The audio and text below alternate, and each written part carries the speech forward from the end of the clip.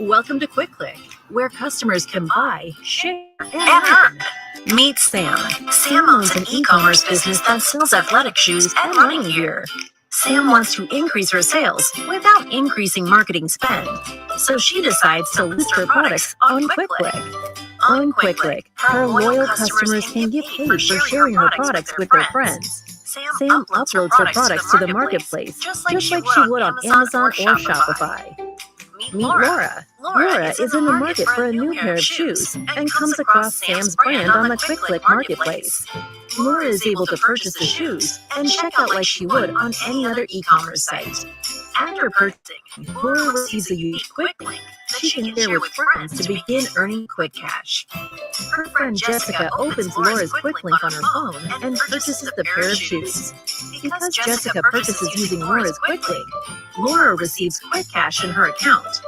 After purchasing, Jessica can now share her own Quick Link and begin earning quick cash as well. But Quick Click is more than just your typical referral or affiliate platform. Quick Click rewards customers for sales they directly and indirectly influence. So, for every sale Jessica's new Quick Link makes, Laura will earn additional quick cash as well, making the potential for earning exponential. Laura and Jessica can transfer their quick cash balance to their bank account at any time, or can even use quick cash to make additional purchases in the app. Meanwhile, Sam can just watch as the sales roll in. Best of all, she doesn't have to worry about costs, since she is only spending marketing dollars when actual purchases are made. Start buying, sharing, and earning today at quickclick.com.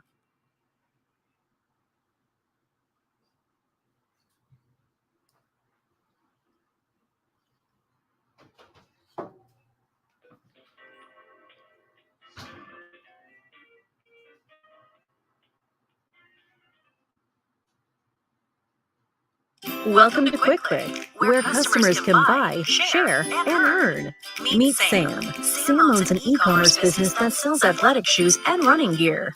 Sam wants to increase her sales without increasing marketing spend, so she decides to list her products on Quick Click. On Quick Click, her loyal customers can get paid for sharing her products with their friends. Sam uploads her products to the marketplace, just like she would on Amazon or Shopify. Meet Laura. Laura is in the market for a new pair of shoes and comes across Sam's brand on the Quick Click marketplace. Laura is able to purchase the shoes and check out like she would on any other e-commerce site. After purchasing, Laura receives a unique Quick Link that she can share with friends to begin earning quick cash.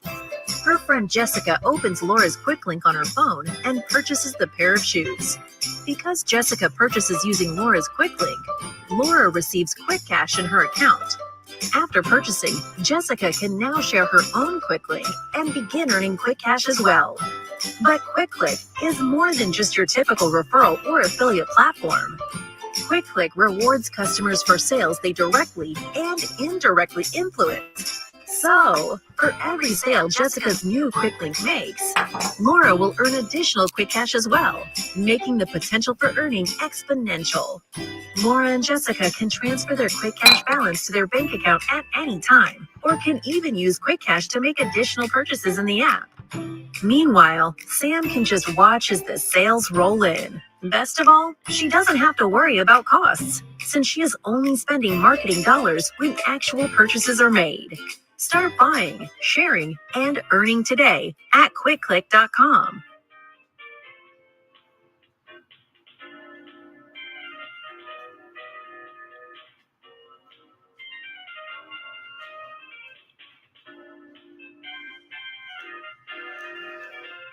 Grand Rising. We're live now. 3, 2, 1.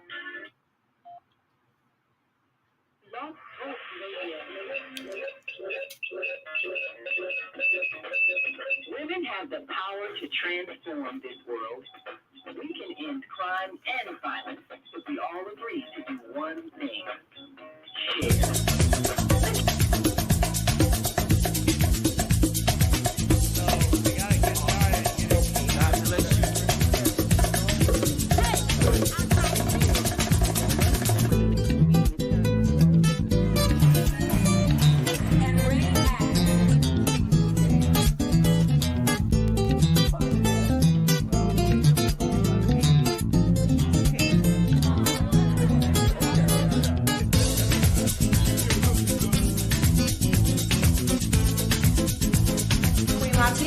watching ZTV on the Higher Learning Network. Yeah, bye.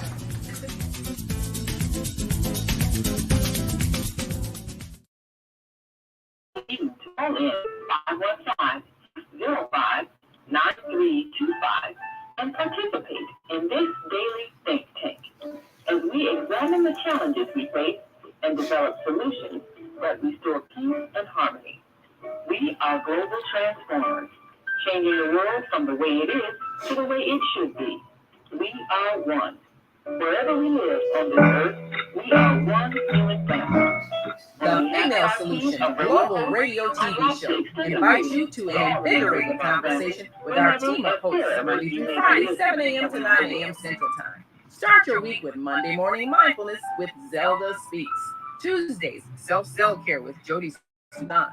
Wednesdays, Repairing Broken Families with Naima Latif and co-host Kareem Hamid. Thursdays, Soulful Solutions with Dr. Debbie Green.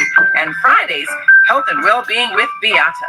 Saturdays, tune in 12 noon to 2 p.m. Central Time. First Saturday, Success Strategies with Jana.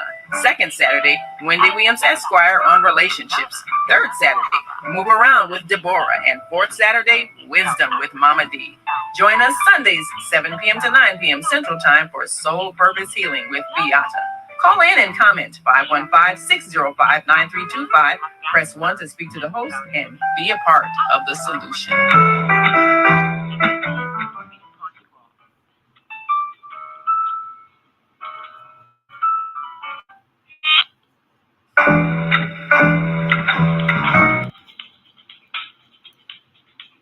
Is Monday morning a struggle to get out of bed into the swing of things? Don't worry, you are not alone. Join us for thought-provoking, stimulating, and mindful conversation on higher learning with ZeldaSpeaks for your Monday morning. Mondays, 7:30 until 9 a.m. Be sure to do your ideas, thoughts, comments, and suggestions. Also, if you'd like to be a guest on the show, visit ZeldaSpeaks.com and send us your info. We'd love to have you. Experience mindfulness moments with the mindfulness/stress coach, ZeldaSpeaks. And thanks for sharing the mindfulness moments with us today. Stay on purpose, stay empowered. Stay tuned to the next session of mindfulness on higher learning with ZeldaSpeaks. Make it a mindful day. Thanks for listening.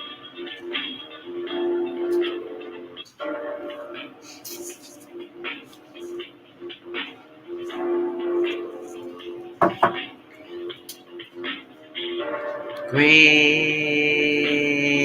Rising.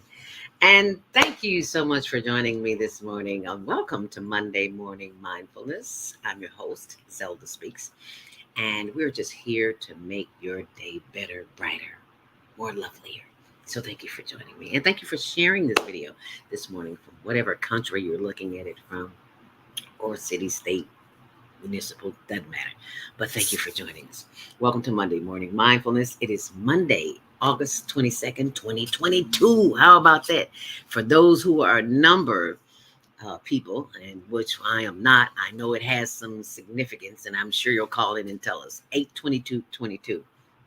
Happy Earth Day, birthday, born day, if you're celebrating a birthday. And I celebrated a birthday with my sister Hattie, who is no longer with us, but she's here in spirit. So we were happy about that. And I think I put that on. Yeah, I know it's on our Facebook page, HLN TV show, as well as my page, ZeldaSpeaks. So you can go there and see all the fun we had at the rooftop party this past weekend with my big whiz players from Glenwood. You know I spanked some booty, right? This one, well, I didn't get a chance to spank a lot of booty, but I spanked a little booty because I was too busy, doing things. Hosting is a whole nother animal. I don't look forward to that again. I just want to sit down and play cards because I'm a card addict. Are you an addict? I am when it comes to being with. Anyway, I just want to thank you for that. And in the news today, I'll see y'all tomorrow morning, bright and early. In the news today, I don't usually do the news, but sometimes there are things that you may not know about that I'll share with you, and you can share it with me too.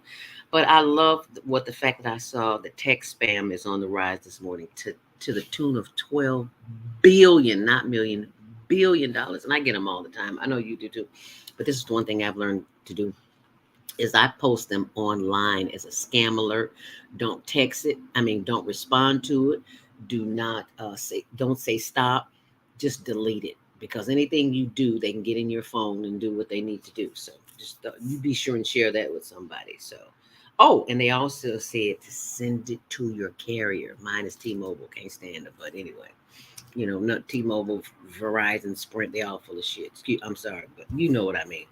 If you have any issues with your phone, you know what I mean. Anyway, today's topic: cheating.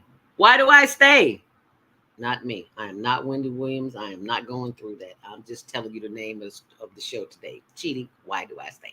And that's the question you have to ask yourself, because I'm sure we've all been in relationships where uh, you found out your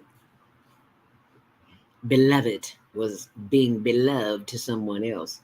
And I think I was in my 20s or 30s, but honey, I can't wait to tell that story. But right now, I just wanted to remind you, if you're listening online, type in the area what city you're calling from. I'm sorry, what city you're listening, or country you're listening from. And we'll be opening the mic after the 7:30 break at 515-605-9325. Press 1 to speak, so that we will know that we see you on the switchboard, but you got to press 1 so the little hand will go up. And be sure and join us on our Instagram page. Excuse me. HLN Homeless. I'm saying that wrong. HLN.homeless.project. That is our project where we help the homeless. There it is right there. And so please go to our page and like us and share us and all that good stuff. And you'll see the work that we do in the community for the homeless people. Yesterday, my sister and I went out to lunch, and we went outside to eat at the benches.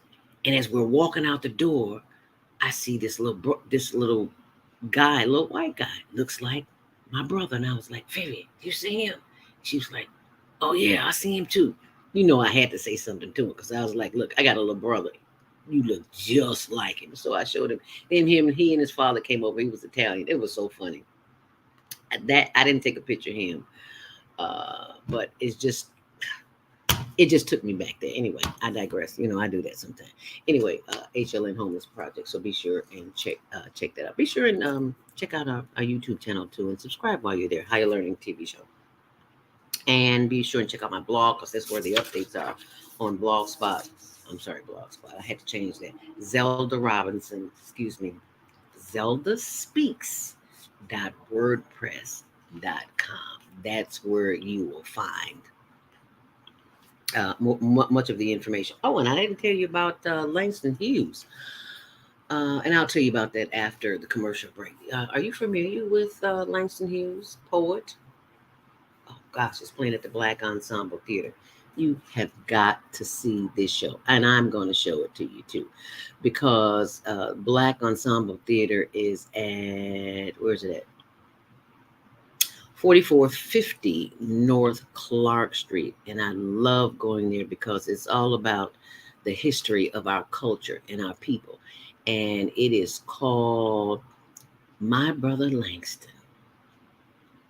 Written and directed by Ruben D. Eccles. It opened on August 20th, and we saw it yesterday. It is off the chain. You have got to go see this play, and you thank me later.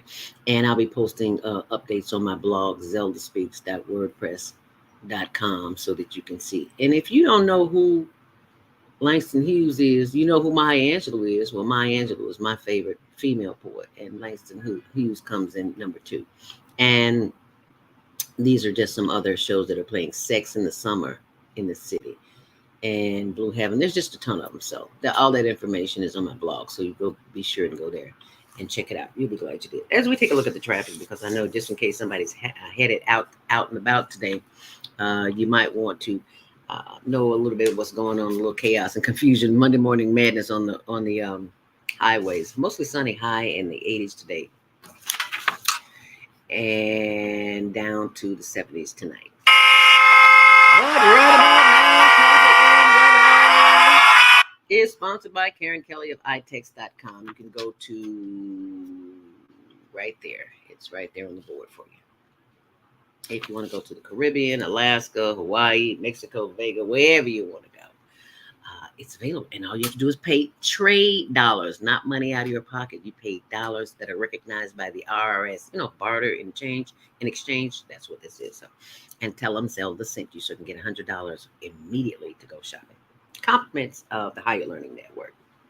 As we take a look at the roadways, no reported delays on Metro, but on CTA, there's a change in one of the bus schedules. The number 4 Cottage Grove, it has changed the times. It's running express from 6:15 till 9:15 a.m.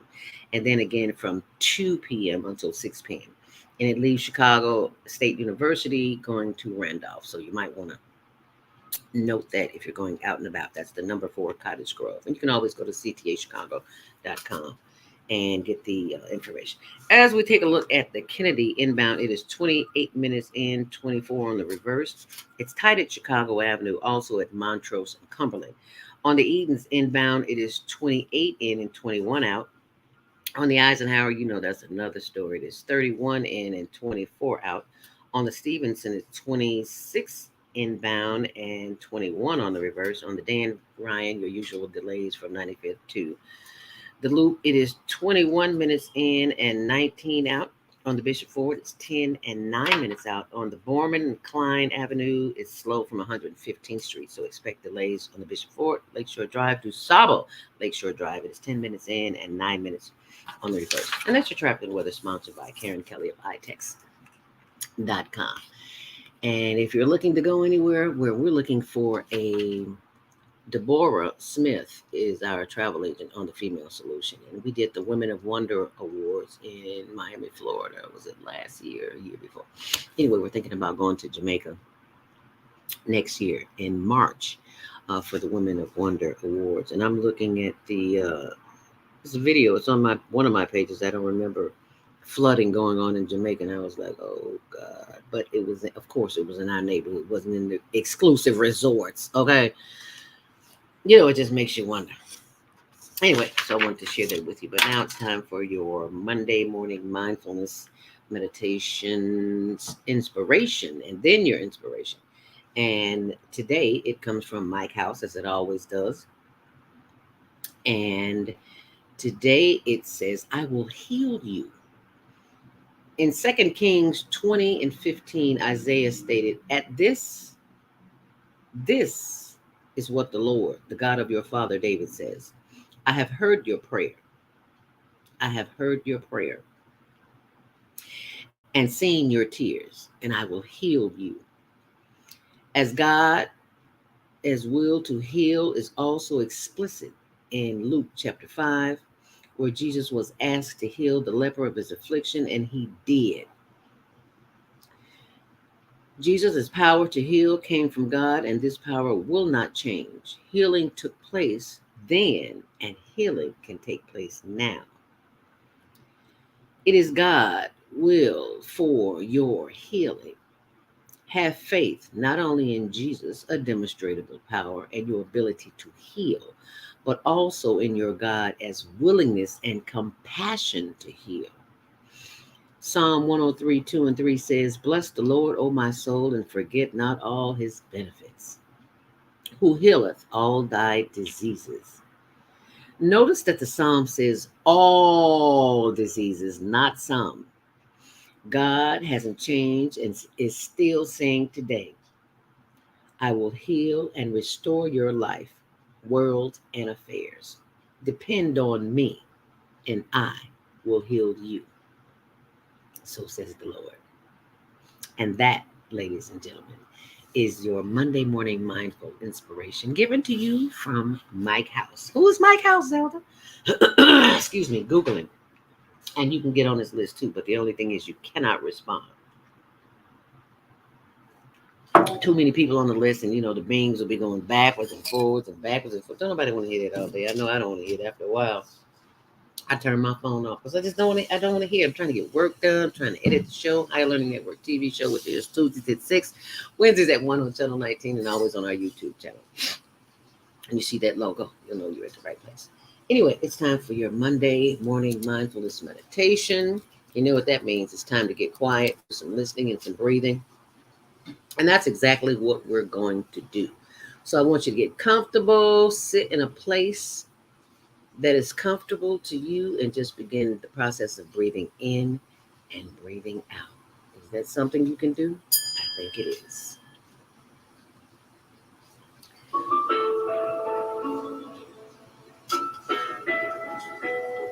But first, before we get started, let me get your attention to just sit up straight. Take a long, deep breath and close your eyes. You should not be looking at me, but the inside of your eyelids. Close them. And feel the experience, okay? Here we go. Close your eyes and inhale deeply. And exhale.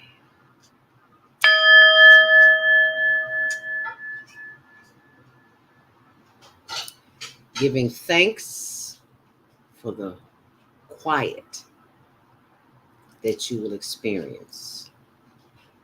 Giving thanks for the power of the breath. As you breathe in and as you breathe out, knowing that you're at the right place, at the right time, doing the right thing. Because this is your chance to do that which you were put on this planet to do. And that is to take care of you, of your heart, your health, your mind, your whole body experience. And you can do that when you breathe in and when you breathe out. Inhale deeply. Because your breath is your first line of defense in keeping your sanity. Because there is so much chaos and confusion in the world. To stop that from happening, as you breathe in, inhale deeply and exhale. And say the words to yourself as you focus on your breath. You want to fit when you inhale, feel all of this expand. And as you exhale, it should breathe in through the nose. And as you exhale, you'll feel your chest deflate. Inhale once more. And exhale as your eyes are closed, giving thanks for the power of the body and the breath. At the same time, you move from left to right. Feel free to turn the body around. Give it a little stretch. I like to sit in a high back chair so I can stretch really good. Move that body as we breathe in. And as we breathe out, we give thanks for the power of the breath. Once more, breathe in. And breathe out. We give thanks that we are at the right place, at the right time, doing the right thing, because we know that the breath has the power to center us and guide us and guard us and direct us. As we inhale deeply and exhale. Once more, inhale deeply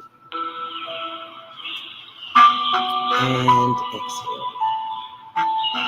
As we bring those hands up high, as we are doing the higher learning hip roll, move that body, because we have a tendency to sit, and sitting is the new smoking.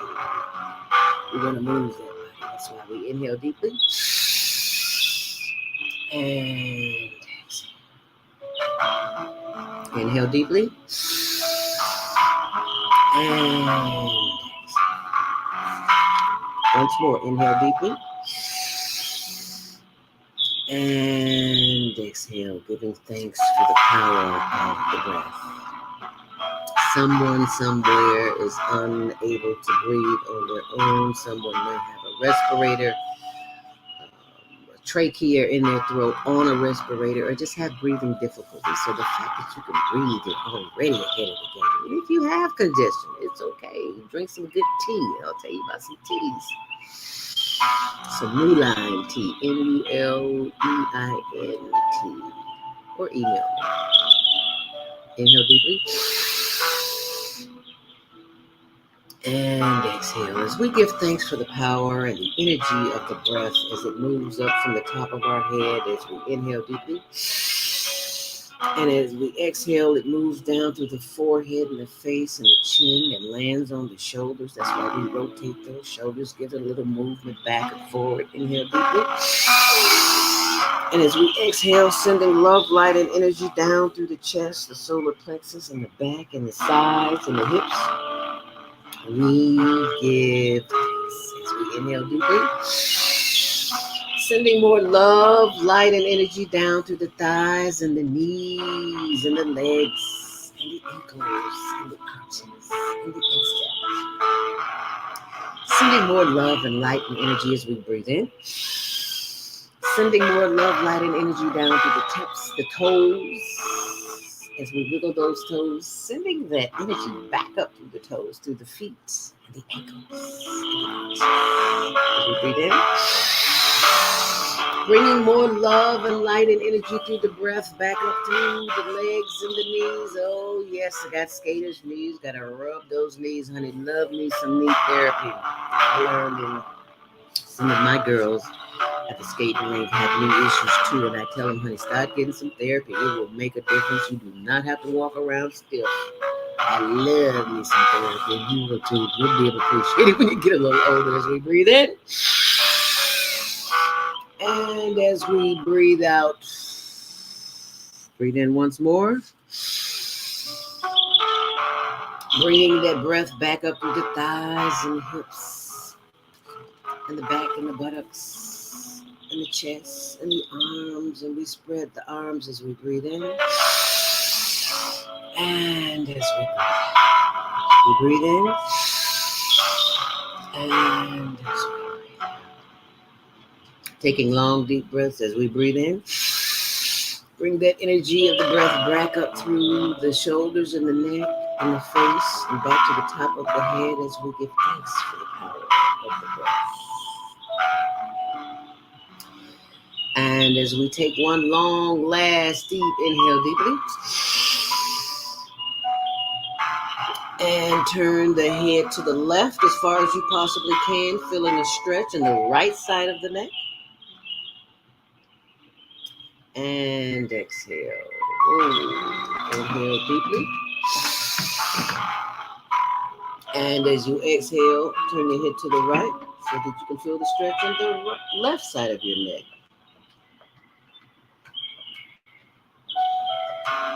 And bring it back. Does that feel good? Welcome to Blog Talk Radio. Please hold to listen to the show. Inhale deeply.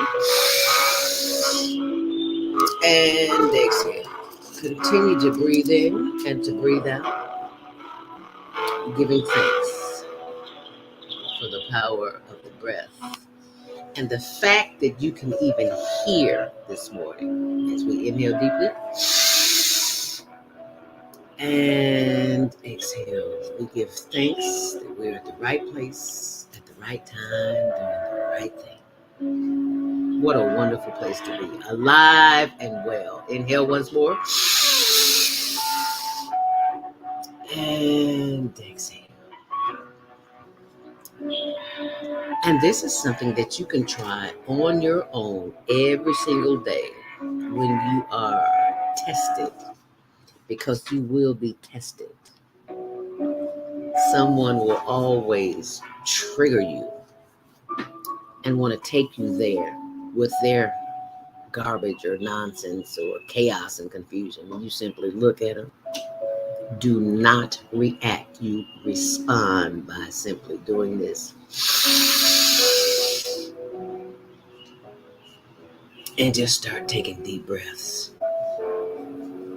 And they will look at you like you done lost your last inch of a mind. But that's okay, because this is what you are doing to protect your sanity.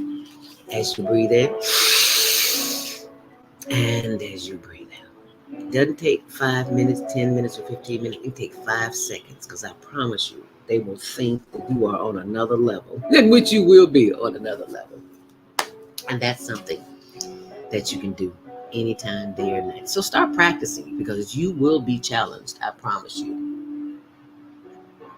And that is something that you can do on your own. So be sure and promise. Please practice it. And go to my YouTube page. And my YouTube page, Zelda Speaks. And you'll see some other information there, as well as breathing information, some other things that I'm doing for you. And also, I have another page, Zelda Speaks. Did I say Zelda Speaks? I lose my train of thought sometimes. My blog, ZeldaSpeaks.wordpress.com. Oh, I was talking about my YouTube channel. I have a Zelda Speaks and a Zelda Speaks Mindfulness. So there's two different pages, so you can go check them out. And that's my YouTube page. I'm sorry. Okay. It is 7:26, and this is a day that it's Monday, and we have a tendency to be a little off-centered on Monday because there is so much chaos and confusion going in the world, and we have to continue to affirm our greatness, and that is the one thing that we have control over. We have the power. So this is a little exercise I want you to do with me, a power exercise. Close your eyes and continue breathing in and breathing out. And repeat two of the most powerful words on the planet. Zelda, we don't want to hear that. Well, you need to hear this. You deserve to hear this. I am. Whatever you put after those two words is what you are and what you become. See, they're not going to teach you this in school because they don't want you to know to have the power that you have. They don't want you to know that that power is latent inside of you. And they're not going to teach you how to bring it out. Because what? That means they got to give up the power. And you don't want anybody to have power over you. And the real power starts in here. So as you always remember these two words, I am. And whatever you put after those words is what you become, who you are. I am happy. That's what I always say. Happy is a state of mind, a state of being. And you don't have to go around with a smile on your face all day. You just feel good inside your body and what's going on around you. So that's what I say. So what will you say? And I want you to say it out loud. If there's anybody in the room, nobody's in the room with you. And if they are, what? So what? Say it. I am happy. I am healthy. Yes. I am whole. I am complete. Just as I am. I don't need anything or anybody outside of myself because I am whole and complete. Excuse me, just as the Creator made me. You can call it God, Allah, Buddha, Jesus, Jehovah, Yahweh, whatever you choose to call it. It knows and it responds and it respects your ability to tap into it when you need to. That's why those two words, you never say, I'm tired. Oh, I'm so tired. Because you'll get more of tired. Oh, I'm so broke. Because you'll get more broke. Because the I am is the magical word. And even though it's magical, you have to first believe it here in order for you to experience it on the physical plane. Does that make sense? Type in yes in the comment section if you can. If that makes sense to you, then you know you have the ultimate power to have anything it is you want in your life, especially as it comes to relationships. Really, Zelda? Yes. The most important relationship that you can have on the planet is what? With your spouse? Mm-mm. With your children? Mm-mm. With your job? Mm-mm. With yourself? Now we're talking. You might want to inhale on that one. With myself, Zelda? Yes. You know why? Because it's today's topic. Cheating. Why do I stay? So many people are in that type of relationship and they're afraid to talk about it, afraid to acknowledge it, afraid to work on it, fear for whatever reason. Because you are looked as less than if you remain in a place that you don't want to be and be there longer than you want to be there. Like jail really begins up here first before it actually transforms in the physical body. Before you show up in a place where you're locked down with a key, it begins right here because many people, many people, the world, in this world are in relationships that are killing them. And they would rather be in a relationship that is doing them harm mentally, physically, and emotionally, and spiritually than to be alone. And to be alone is where you find yourself.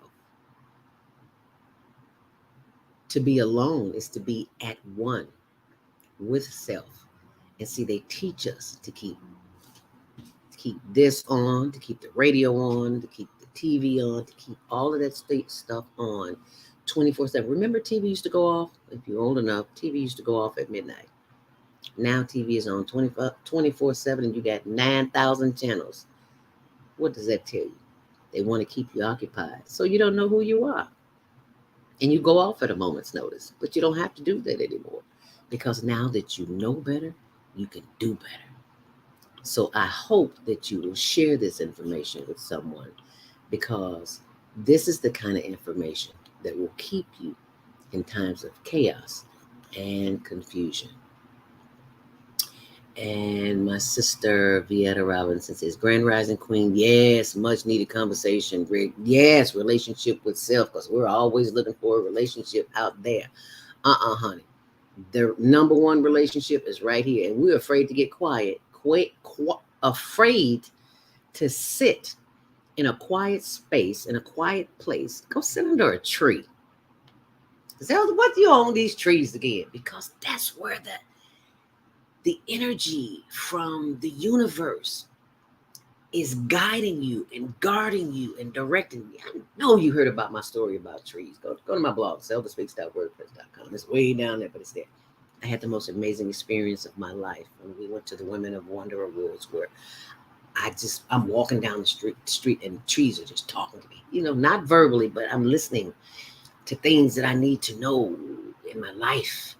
And just go hug a tree. I promise you'll have a whole different life like that.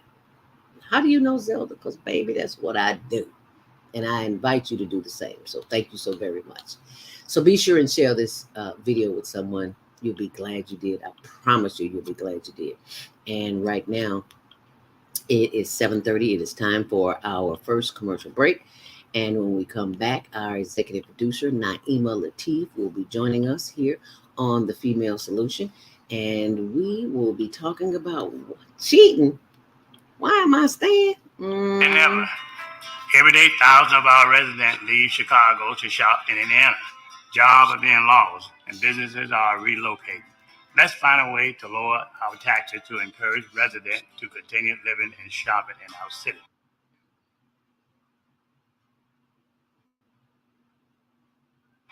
Let's rebuild. Let's restore Chicago. Vote for me for mayor of the city of Chicago, and I will work hard to find solutions that matter. I'm Dr. Willie Wilson, and I approve this message. Paid for by Willie Our Wilson. kids are the future and should not be left behind. One person should not decide what is the best for our 77 communities. Politicians must work together for our kids' best interests. They deserve a safe education with resources that meet every student need. Let's rebuild and restore Chicago. Vote for me for mayor of Chicago. I'm Dr. Willie Wilson, and I approve this message. Paid for by Willie Wilson for mayor. Crime in Chicago continues to increase. Communities and politicians must come together to make a change. No one person can solve these problems by themselves, but I believe together we can make progress. Let's provide job training, economic growth, and invest into our 77 communities. Let's rebuild and restore Chicago. Vote for me for mayor of Chicago. I'm Dr. Willie Wilson, and I approve this message. Paid for by Willie Wilson for mayor.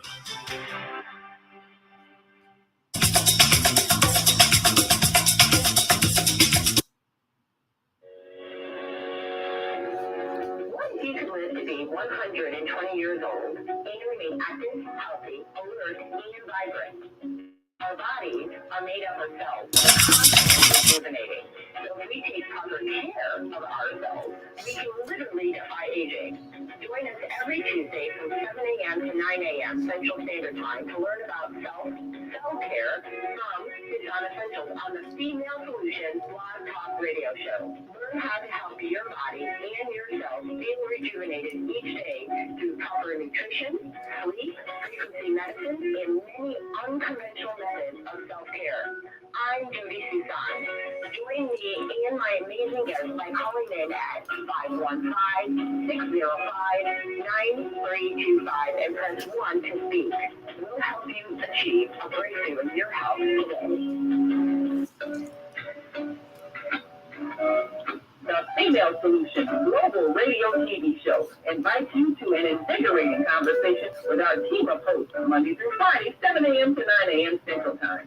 Start your week with Monday Morning Mindfulness with ZeldaSpeaks. Tuesdays, Self-Care with Jody Susan. Wednesdays, Repairing Broken Families with The Female Solution Global Radio TV Show. Invite Solutions with Dr. Debbie Green. And Fridays, Health and Wellbeing with Beata. Saturdays, tune in 12 noon to 2 p.m. Central Time. First Saturday, Success Strategies with Jana. Second Saturday, Wendy Williams Esquire on relationships. Third Saturday, Move Around with Deborah. And fourth Saturday, Wisdom with Mama D. Join us Sundays, 7 p.m. to 9 p.m. Central Time for Soul Purpose Healing with Beata. Call in and comment 515-605-9325. Press 1 to speak to the host and be a part of the solution. Is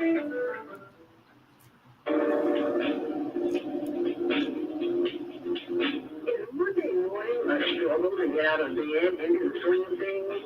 Don't worry, you are not alone.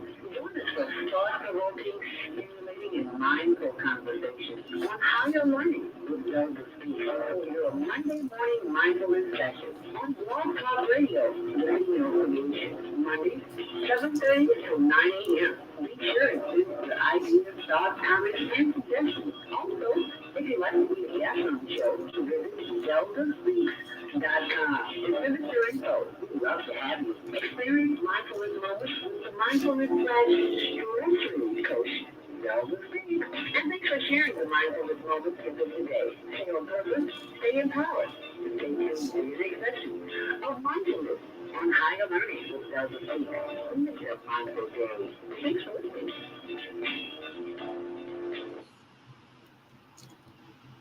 Hi, I'm Dr. CJ of Valora Health, where we combine orthopedic manual therapy and neuroscience to treat the whole person. Health tip for the day is keep it moving.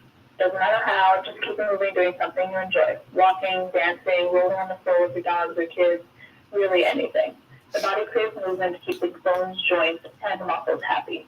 Even our mental health and internal organs and digestive system rely on our movement. Thanks for being a part of the Higher Learning Network on the Female Solution.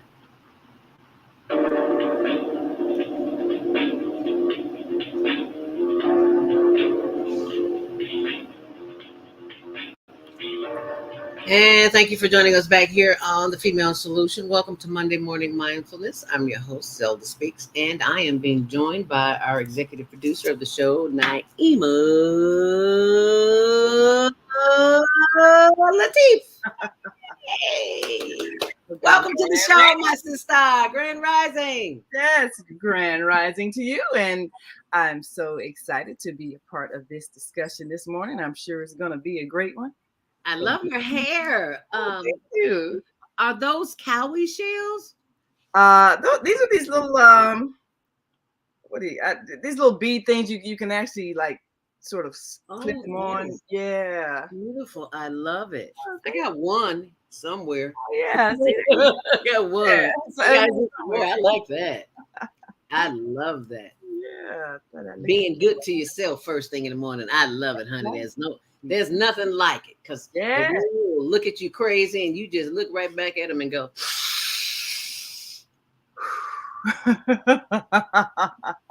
And that's one thing we need to master. We master nothing else. And that's what we're talking about today, cheating, because we're cheating on ourselves by not allowing ourselves to do the things that we need to do to make us feel better, to make us be a better person. Cheating. Why do I stay? And this is what I love about you, Naima. You keep it real, but you say, I know I'm a little harsh sometimes, Tony tells me that, but you break it down in such a loving and warm way. So, and the book that you have written, oh my God, The Female Solution. That is the book, right? Yeah, that is the book, The Female Solution. The Female Solution. So I want you to tell our listening audience and our viewing audience how that book came about and why is it the female solution?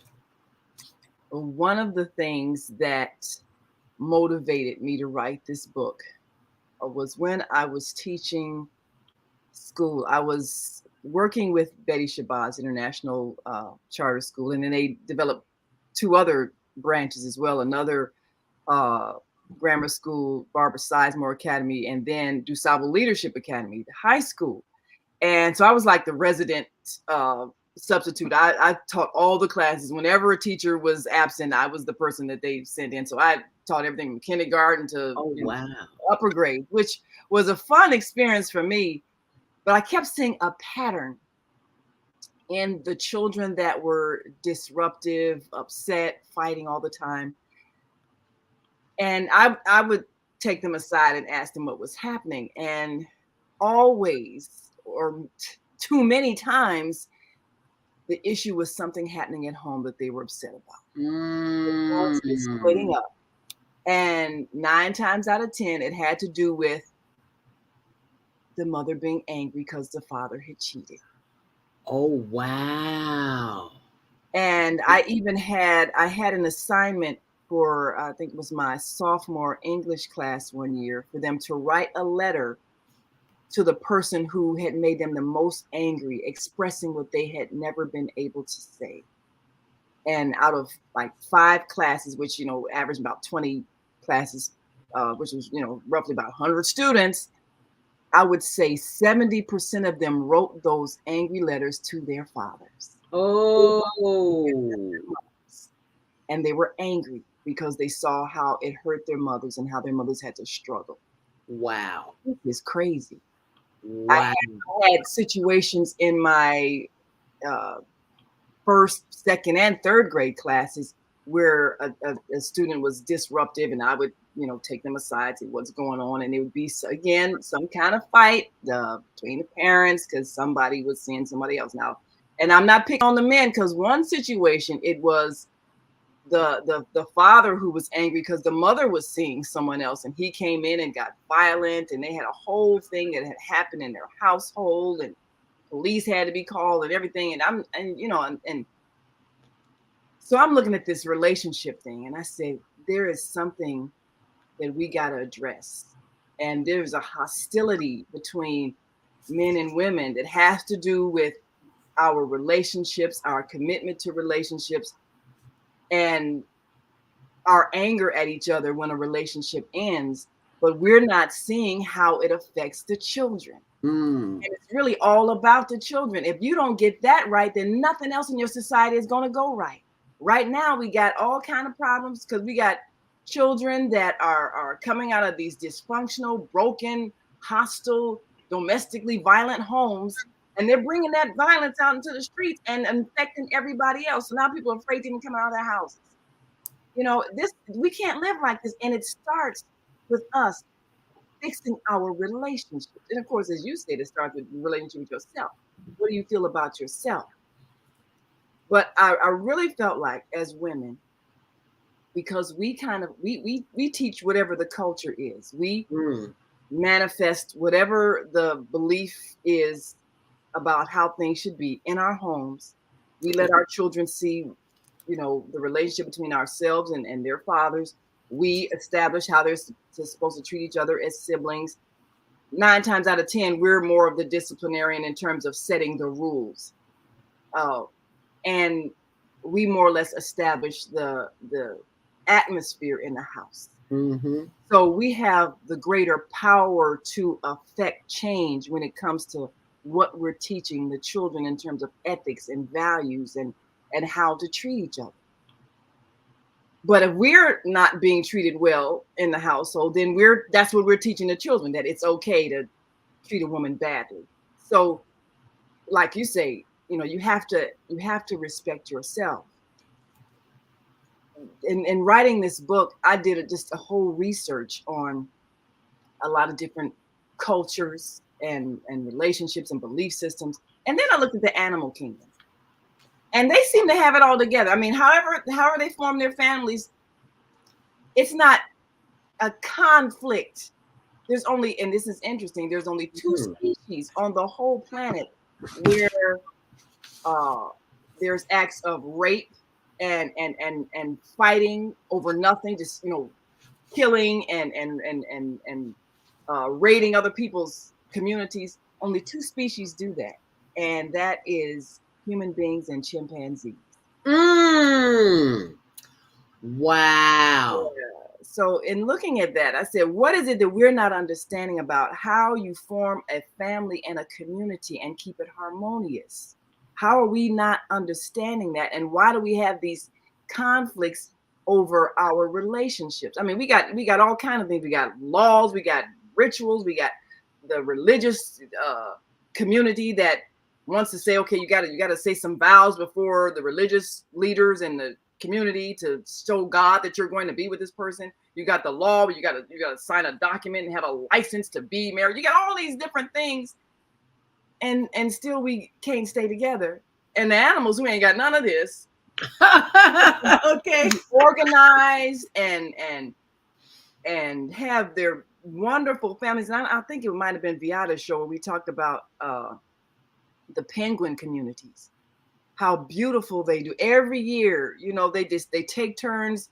The male and female, they get together with their mate and they produce an egg, and then all the females, they go out to sea and they stay and they eat and they just gorge themselves with fish, and they bring back the fish. And meanwhile, all the husbands, all the men, they gather together to keep this egg warm, and so they're all huddled together for months in the wintertime. And then the females come back and they switch places because by then the eggs have hatched. So the female, she kind of regurgitates up what she had been eating all the time and feeds the new chick, and all the males, they all go out to sea and then they eat. So it's just like organized, synchronized, harmonious. And I'm like, man, penguins in the Arctic air can figure out a way to work together, have a harmonious community, raise their children.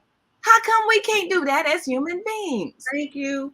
So I wanted to give examples in nature as to how there is harmony in all the various species, everything from lions to birds to, just everything, wolves, teaching human beings that there's a principle that they're following that we're not following. And that principle is that the needs of the whole are greater than the needs of the one. So whatever you do, you think about how it's going to affect your whole community, your family and your community. Because if you can't survive as a community, you're not going to survive as an individual. And so you have to have a system where the whole is doing well, is living abundantly. And I looked at the statistics that said, I think 87% of the prisoners that are serving time came from fatherless homes. So that means the problem is when there is that absence of that partnership and you don't have the guidance. And I think it's something like 85% of teenage girls who get pregnant come from fatherless homes. Again, not having the guidance, not having that partnership, not having that unit.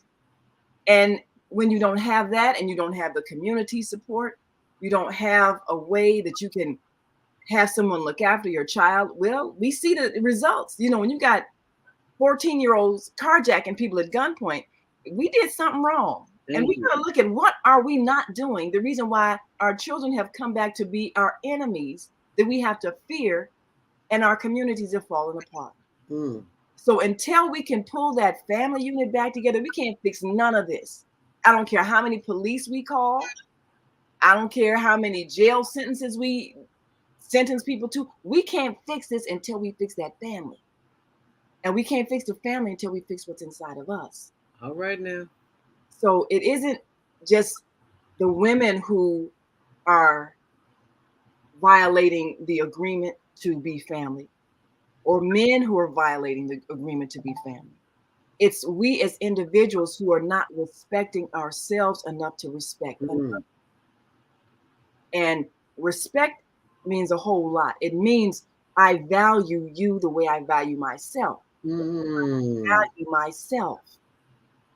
So if the reason for your getting together with someone is based on your valuing them, then it should be a harmonious union. But if your reason is exploitive, I'm going to use you to get what I want, well, then that's not a relationship that's going to last, and it's not going to be truthful, and it's not going to be harmonious. And ultimately, it's going to be exposed for what it is, which is selfish. So we have too many people getting together for the wrong reasons. They don't really have a value for that other person. They look at what you can do for me, what I can get from you, what I can get out of you. And then when I'm done with you, I can leave you for someone else. Right. Which is different than we are coming together as two souls to create something beautiful together that we can share with the children we produce together and share with the community that we're a part of. That's what the penguin community has that we don't have. So why don't we have that? Right. What are we teaching our children about relationships when they're growing up? What are we teaching them is the reason for relationships?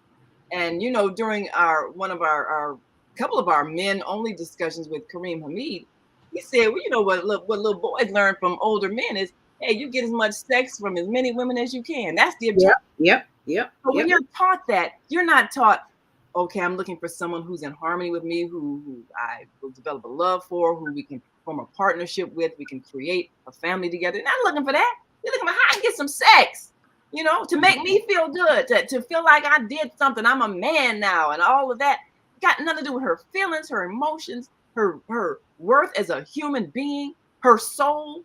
None of that, And when you think like that, then that's what those relationships end up looking like. And so what do we do about the fact that that's what men teach other men? We can't fix what is inside the men, but we can fix what we teach our sons. Yes, we For can. the next generation of children growing up, we should not be allowing that thought to go forward anymore, because the destruction of it is what we're feeling.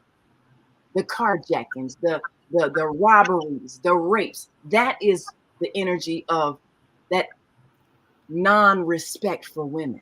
So that's what happens on the male end. Now on the female end, if we're looking at a man as for somebody that's, I need you to give me, buy me, how much money you got so that you can pay for my hair, my nails, my this and that. I'm gonna find somebody who's got the most status so that I can feel like I'm worth something. So if what you give me is what builds my status. So I'm looking for somebody who can give me status. But then what happens if, something happens, you lose a job, you run out of money? Oh, well, good, I can throw you away and get somebody else because you were just something using. Same energy. So if we're not looking at that person and looking at them as somebody who I see you as a partner, I can support you emotionally with my encouragement. We can form a partnership, and I can contribute to your well-being. You contribute to my well-being. We're going to create something together, create the children together, raise them together and part of a community that we're a part of together. If I'm not seeing you for who you are, and I'm just looking at you for what you can do for me so I can feel better about myself, then you're just a possession. You're a thing. So we're doing that to each other.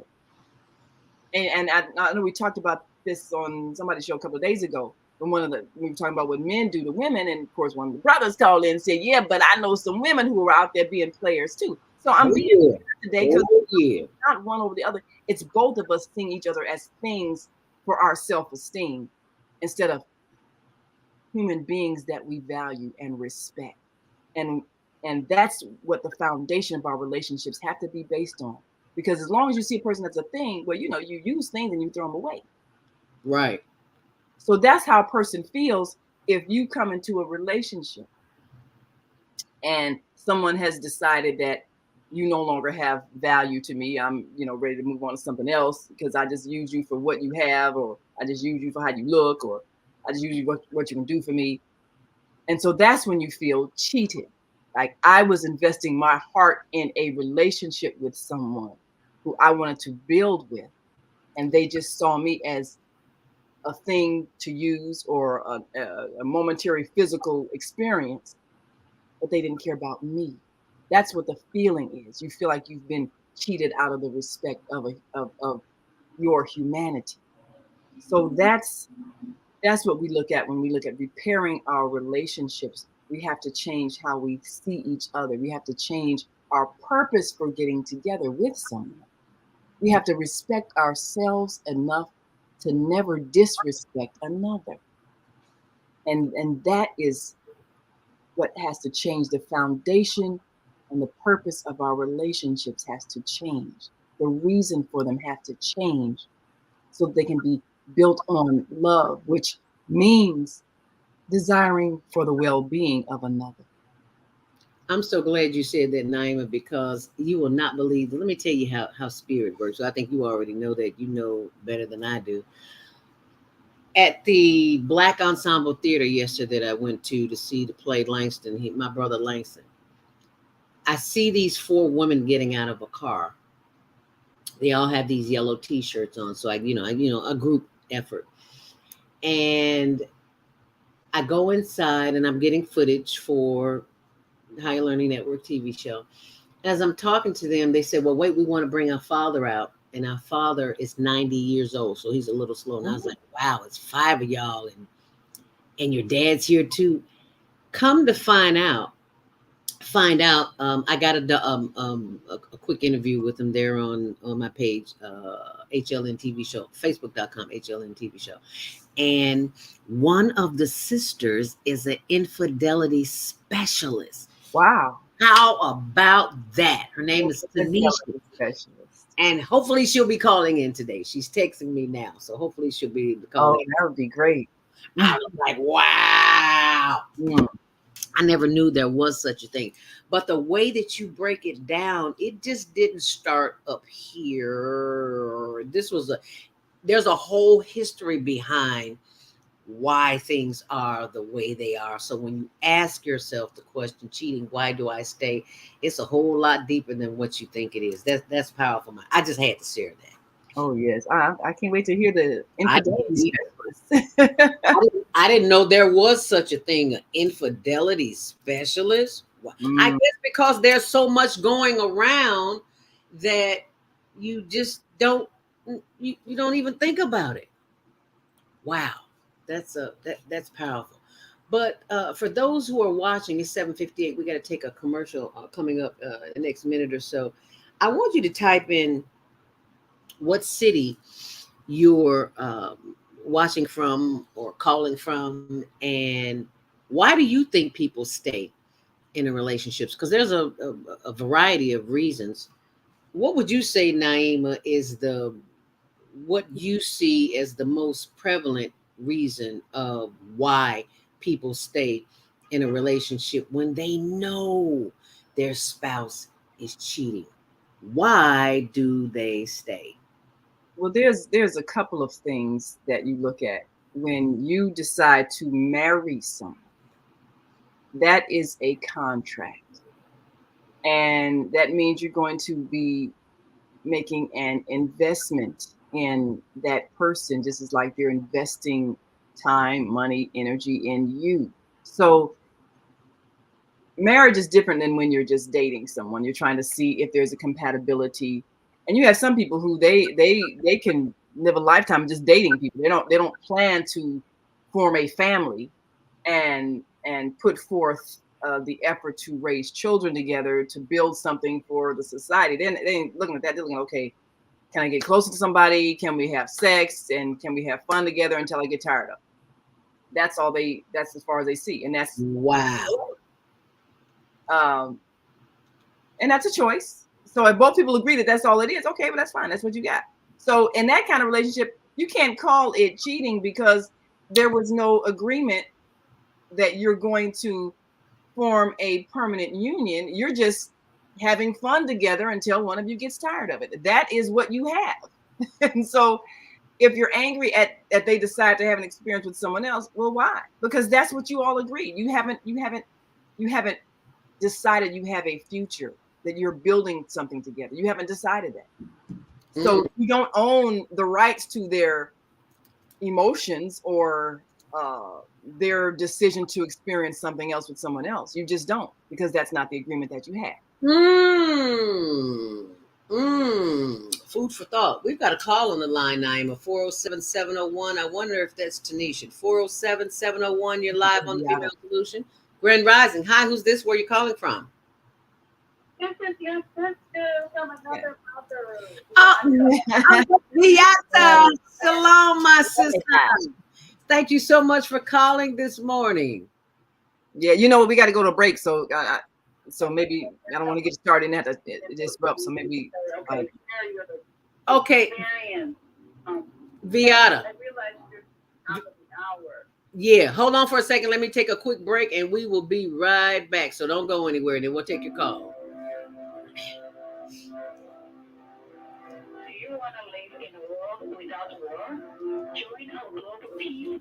Helping culture, world peace, and restoration of life transcend culture, religion, ideology, and other boundaries to achieve peaceful harmony in the global society. HWPL is committed to bringing world peace and cessation of war through peaceful dialogue between religious groups. I am Director Kim of HWPL Chicago branch of North America.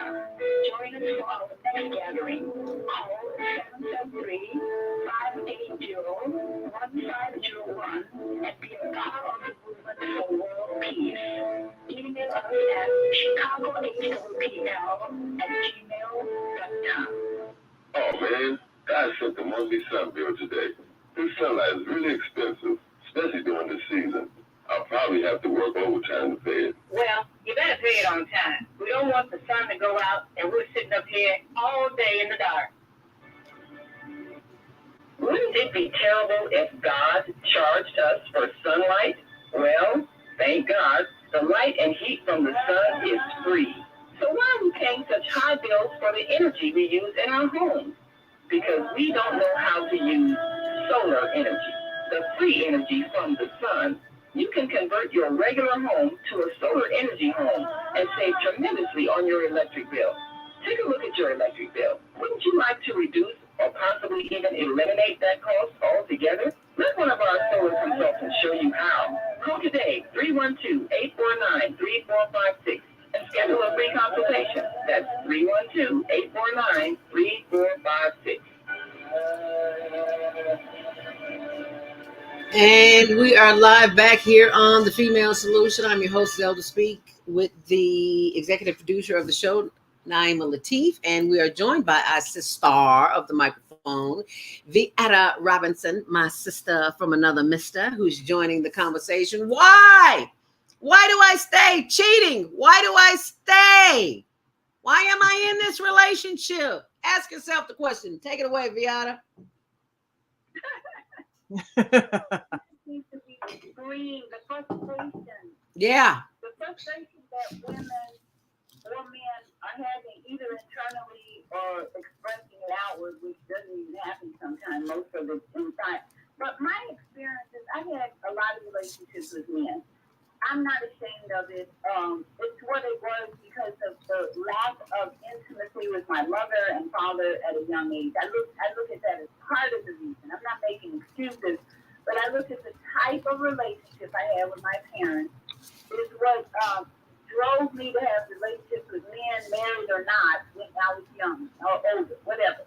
And I see now that I've healed a lot of my unhealthy emotions and parts, I see now that men use sex as a drug because they haven't had healthy relationships with their parents. So whatever's going on, and I look forward to hearing your guest, who's a specialist, because there's so many aspects to what this topic, cheating. You're not cheating if you're honest about it. And that's what I I interviewed a man, Prince Israelite, on my YouTube channel last week, who has four wives. He has four wives. Two of those wives he's been with for over 30 years, and they had 16 children. Whoa. Now, this man talked about the type of relationship that is so healthy because there's no cheating, it's honesty. All the women know about the other women. He has a lot of money. He has his own construction company, so he can afford. He just bought over 100 acres of land. This man says, "I'm building an empire," and he has 4 wives. And I said, "Well, how do you deal with jealousy with these wives?" He says, "I talk to them. We communicate. We sit down. We have conversations." I said, "Well, what if you have a situation where you can't? The jealousy keeps coming up, and you have?" He says, "I divorced them." I'm like, "Whoa." Wow. He can't have that type of energy when he's building his empire. I'm like, I applaud you, brother. Okay. So we don't have enough men who have those types of mature attitudes where everything's out in the open. Yes, there's 2, and he says even the 2 wives he's had for over 30 years, they both have keys to each other's houses. They help raise each other's children. Wow. That's the book that Naima wrote. I said, "Whoa, you living now?" I sent that to Naima. I think I sent it to everybody. But that brother, I hope I can have him on my blog show as well. But he's a busy man. He's making a lot of money in his construction. And he's got land, 2 pieces of land that he's building an empire. He's building tiny houses on this land. We don't have enough brothers like that. We don't have enough relationships like that. But that's the motto of Naima's book. Is that you have a healthy man, no alcohol in the kingdom, no alcohol on the land. We don't have that because we talked about last night that alcohol is destructive in a relationship. Yes. So I applaud men like that, and I pray for those men who are stuck being sexist drugs and using drugs to heal the pain that they're in, because a lot of these men, quote, having relationships with other women, they're trying to be fulfilled in their own self because they don't have any self-love or fulfillment, like hugging the tree. Yes. We talk about that. Yes, ma'am. So there's a lot of healing needed in our community because we've had poor relationships with our parents, is the way I see it. And we're using sex as a drug. We're lying to our spouses about our authentic self that needs to be fulfilled by more than one person. And the spouse can handle that, on and on and on. We got all these conflicts going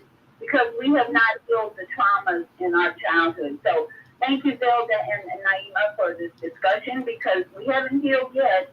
And that brother, who's got 4 wives, he needs to be in the pulpit teaching instead of these preachers who are cheating. That's the cheating going on. Then the pulpit, and you're all that you're righteous.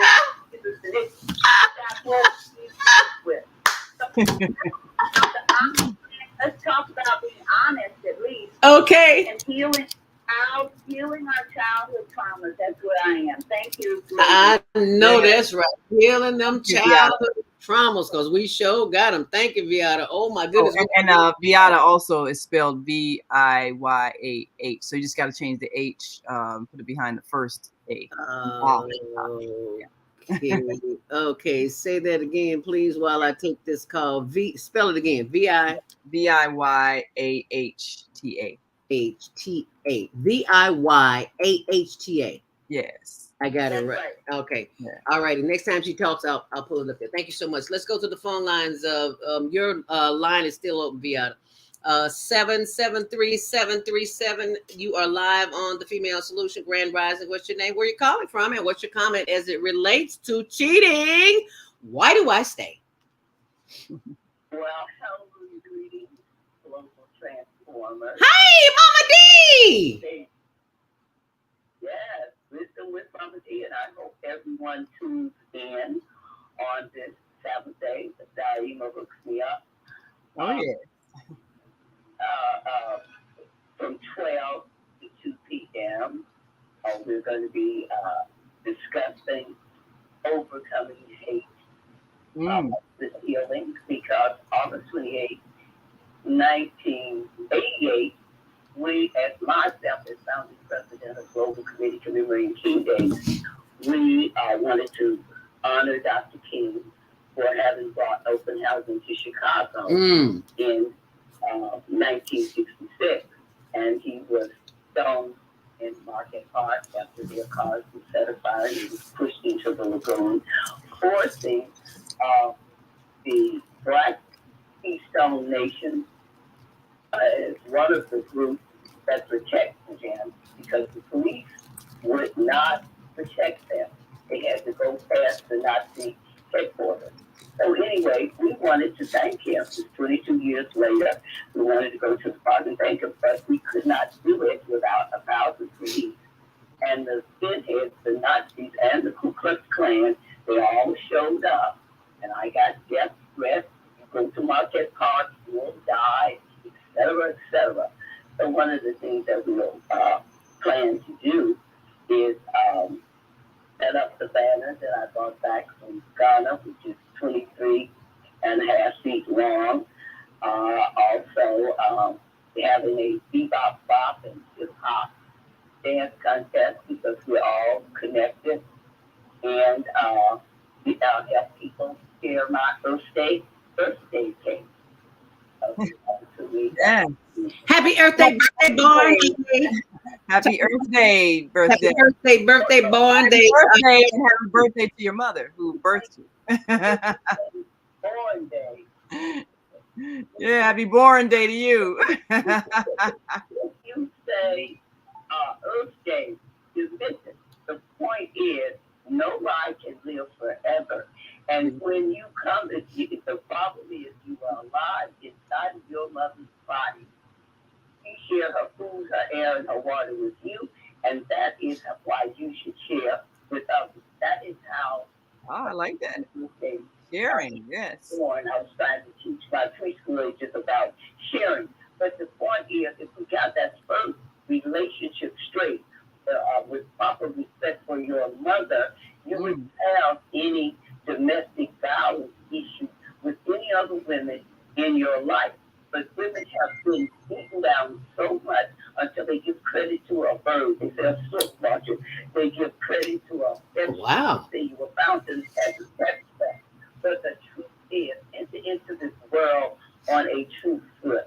Your mother did the birthing. Your mother did the labor. Your mother did the work. And you were alive for 9 months before she did the labor, before she did the birthing, before she did the work. And you got born on the earth. So when you say Earth Day, birthday, you give credit to both. And this is why I'm on a mission to nobody can live forever. But this one has been living eternally because everybody says my birthday and they stick out their chest. Well, it's not your birthday, it's your mama's birthday. All right now, Mama D. Now, that's some real wisdom with Mama D. Robert, and I'm in this kind of situation now, which Etta is very familiar with. So I disagree that if you know about it, it's cheating. It's adultery, whether you know about it or not, if one of those parties are married. We were on the Oprah Winfrey Show, and the situation was about fragmented relationships. And my husband says, well, my wife put something in all the categories. So that's why we don't have the fragmented relationship, because different people have different needs. But if you're in all the categories, and the guest, the panelist that was on the show, this particular show, was married to Ayn Rand. Now they said she, next to the Bible, she had sold more books than anybody in the world. That is what they said. And what was happening was my life with Ayn Rand. They all got together, and she had attractions to the neighbors, and he and the wife agreed that they would follow this through. But at the end of the day, they had such a thing going on outside of the relationship until the spouses started to feel isolated and left out. And they were very adamant. We just have this once a week time together, and you all are complaining. And so having the knowledge of even agreeing with it doesn't work out. Crime, a misdemeanor becomes a crime when you get involved in these situations. I'll give you an example. Yeah, and then I'd like to address what both of them said. It's written in that Black History Bible book, whose hero is a bronze-colored, is a woolly-haired man with bronze-colored feet to match his bronze-colored face, that thou shalt not commit adultery. That's why, and if your man lusts after a woman in his heart, so physically speaking, he has committed adultery with her. But anyway, it was a misdemeanor. He was going with Bathsheba. He impregnated her. He wanted her to blame her husband and say he was the father. So he pulled him out from the battlefield and wanted him to know his wife. That's the word they use physically. They never say have sex with her, but they say he wanted him to know her. But he had a wartime headache. He said, "No, darling, not tonight. I have a wartime headache." So there wasn't no sexual stuff going down. So that little plan wasn't working. So what David did was he sent him out on the battlefield on the front line for him to be killed. So that's And you know, Mama D, I'm glad that you used that example, and I'm really grateful that both of our sisters with wisdom chimed in on this discussion to illuminate what we're looking at and what needs to be addressed. Because one of the things, like I said in the beginning, the reason for our relationships, when the right reason is there, when the right foundation is there, it flourishes. So when you meet someone and you have a vision of, first of all, yourself, what are you doing as a human being? What are your goals? How do you define yourself? And then you meet someone who's in harmony with you. And so you are agreeing to walk together on a path. You're agreeing on some life goals together. That's the foundation of your relationship. You have a vision of who you are and who's in harmony with you and where you're going. So now, in places where it's understood that, you know, there are more women than men, you're going to form family groups that include everybody so that everybody can be in a family, to be in some type of partnership in which they are working together to achieve goals.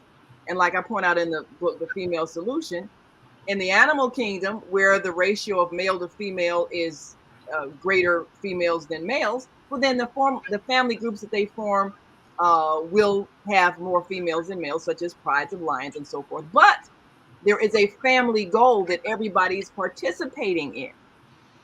So there's a reason for their coming together as family, as mates, as couples, whatever the case may be, because the foundation is we have a goal together. We are in harmony with what we're trying to achieve as a family. That's a difference than someone seeking, as I said earlier, to just exploit someone. I want to use you for a temporary sexual experience. I don't really care about your goals or who you are. I care for what you can do for me. And once I'm done with you, well, I'll move on to the next person. That's not a long range goal. No. So, and one thing I point out in The Female Solution, which, you know, a lot of men didn't get this point either. This is not about multiple sex partners. This is about forming families that have a strong foundation and a goal to build. Viana talked about a man who said he's building an empire. So those women who understand the vision, they're in harmony with him. It's not about who you're having sex with, because sex isn't the reason for our getting together. It's the goal that we have. And so we're working cooperatively to achieve that goal together. There's no conflict in that. But when you're looking at somebody as a sex partner and you're deciding, okay, I want you to be my exclusive sex partner because you're a thing that I own, well, then I don't want anybody else to own you, because, you know, this is my piece of whatever. And then you're looking at a person as a piece, because that's you don't have a goal for them. You have a reason to possess them. That does not last. That's not something that is a strong foundation to build on. You've made a person a thing. What do you do with things? You use them, then you throw them away and you get another thing. So men who are thinking that what I'm saying is if you have multiple things, they should all know about each other. No, none of them should be a thing. That's why there's conflict, because you've made all of them into things that you don't care about. You're not building something together. You're using people. Yes. And women do the same thing. And Okay, they I will got this man over here, Yeah. he's paying my car note. I got this man over here, he's paying my rent. Oh yeah, I'm a player. I can have all these men. And then they find out each other, they're fighting each other. And what are you building with these people? Nothing. You're using them as things. So those kinds of relationships are exploitive. They're not building family. They're not building community. They're building conflict. So first is the reason for your relationship. Why are you with this person? Are you building something together? So, we've had a whole history of marriage and what it meant. And in the ancient times, marriage is like you're purchasing a woman. A man was buying a woman, and he can give a price for her. Okay, I give you 50 cows or whatever, but she was his possession. And there's so many cultures where the whole thing was to control who she had sex with. I'll make sure she can't have sex with nobody but me. So in China, what they do, they break the girl child's feet. So okay, whenever she get a husband, she can't walk away from him. She can't commit adultery because she can't have walks. So that was that practice, and that ain't been too long. They stopped that within the last little over a century, that they stopped that practice. In East Africa, they would do female circumcision. We cut out the sensitive part of your genitalia, the pleasure center. So if you don't get nothing out of sex, well then you ain't gonna cheat on me, because you want sex for. So I'm gonna control who you have sex with. And that was the answer, because the idea was, this is my possession. So we have slowly evolved out of that thought that you're buying a possession when you're married.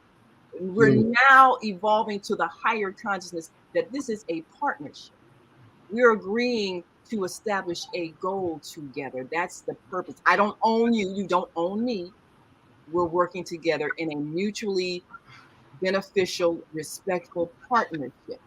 Now, what should happen, if we're saying we're including in that an exclusive, sexually intimate relationship, if that is the agreement, then that agreement should be honored. If either party is not willing to honor that agreement, well, then they need to say, I am no longer willing to honor that agreement, and then respectfully step out of that agreement, which is what divorce is. But if you are deciding to have other relationships, well, what are these relationships? Are you then exploiting someone else? Using someone else? Okay, I have my person that I've agreed to be in an exclusive relationship with, and then I had this other person that I'm using for a temporary experience. Well, that's disrespecting the other person. So why would you do that? So then just saying, okay, well, the person who I agreed to be exclusive with, you should just accept the fact that I have something else on the side that I'm doing. That is not the same thing that this brother's doing with the 4 wives, and everybody's respected and everybody's part of that family unit, and they're working together on a goal. That's the same exploitation that is just like the dating thing. Okay, I use you, I dump you. A man has to not have that mentality if he's going to get into marriage.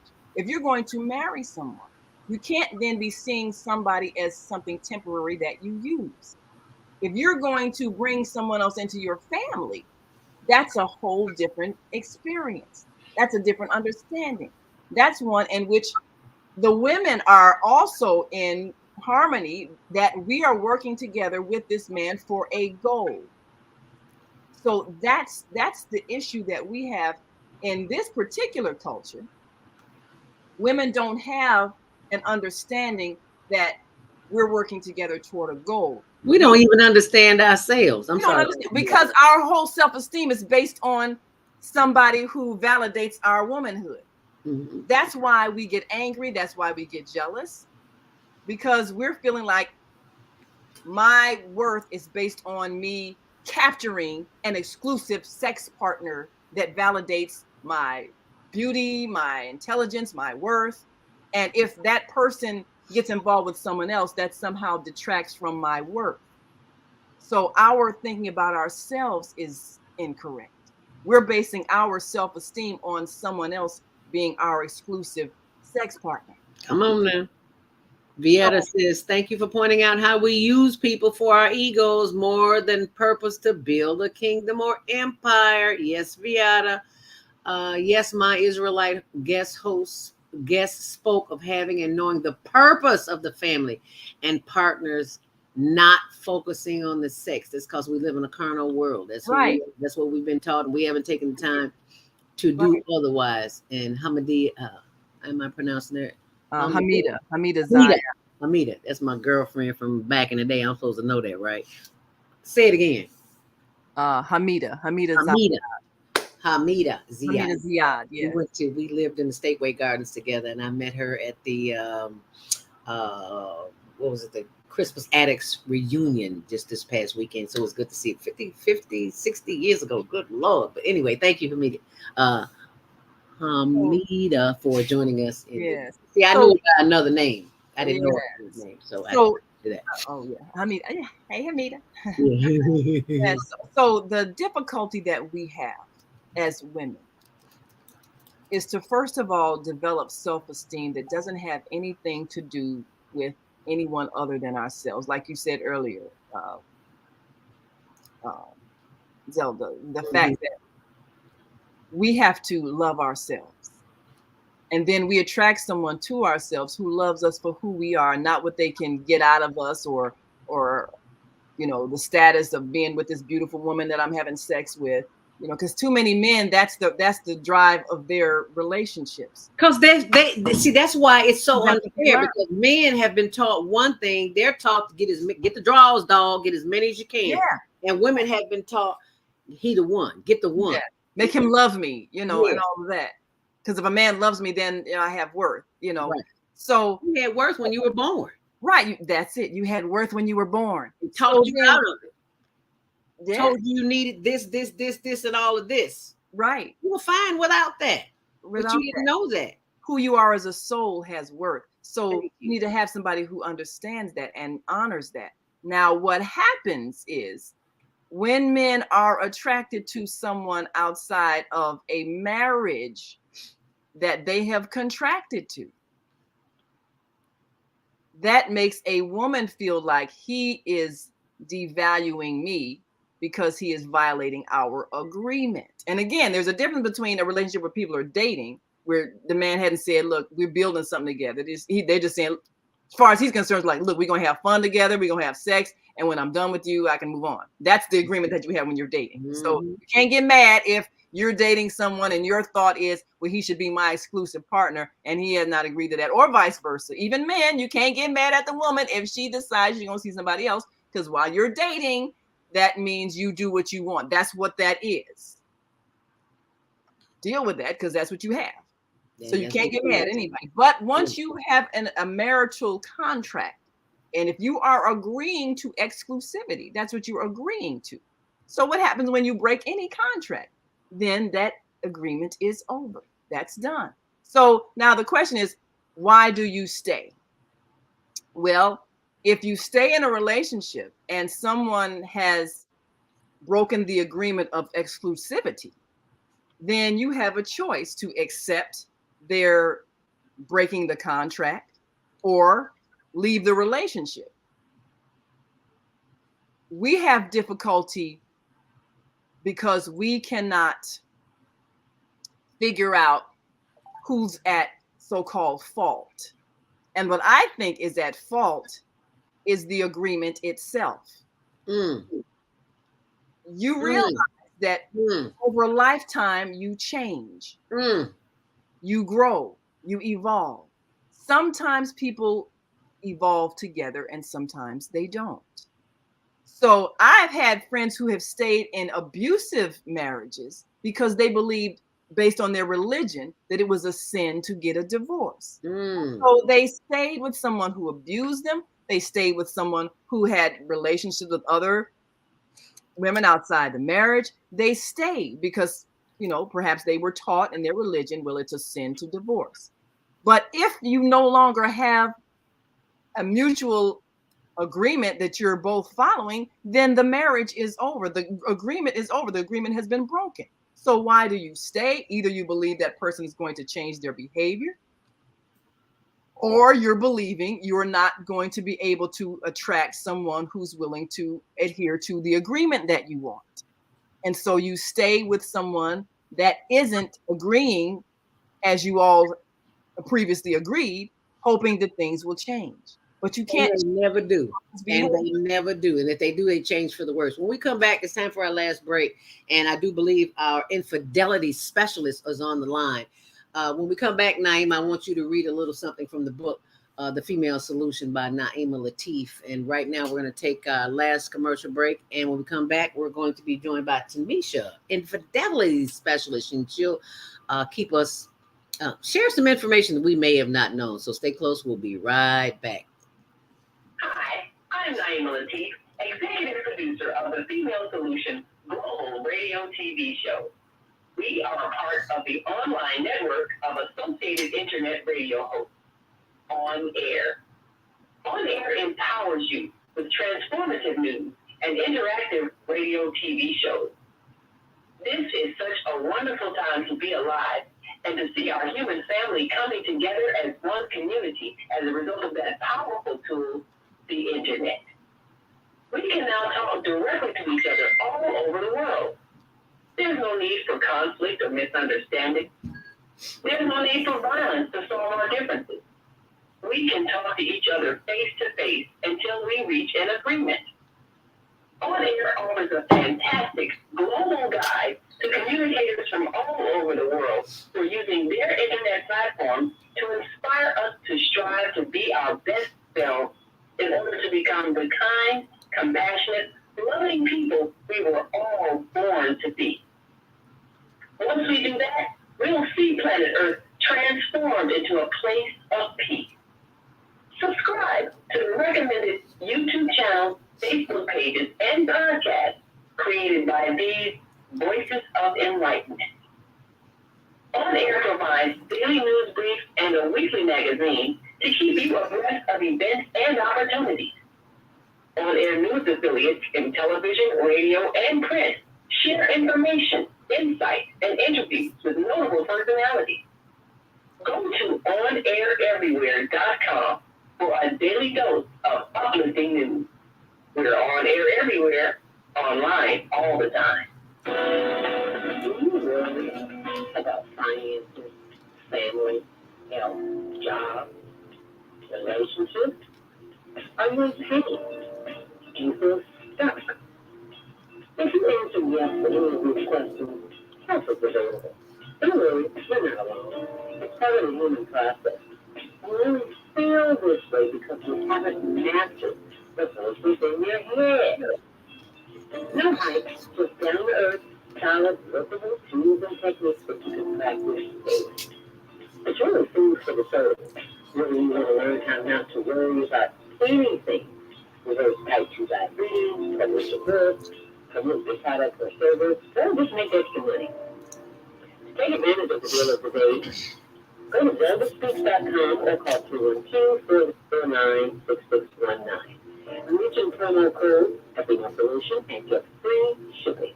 That's ZeldaSpeaks.com or 312-409-6619. Stop worrying today. Visit ZeldaSpeaks.com.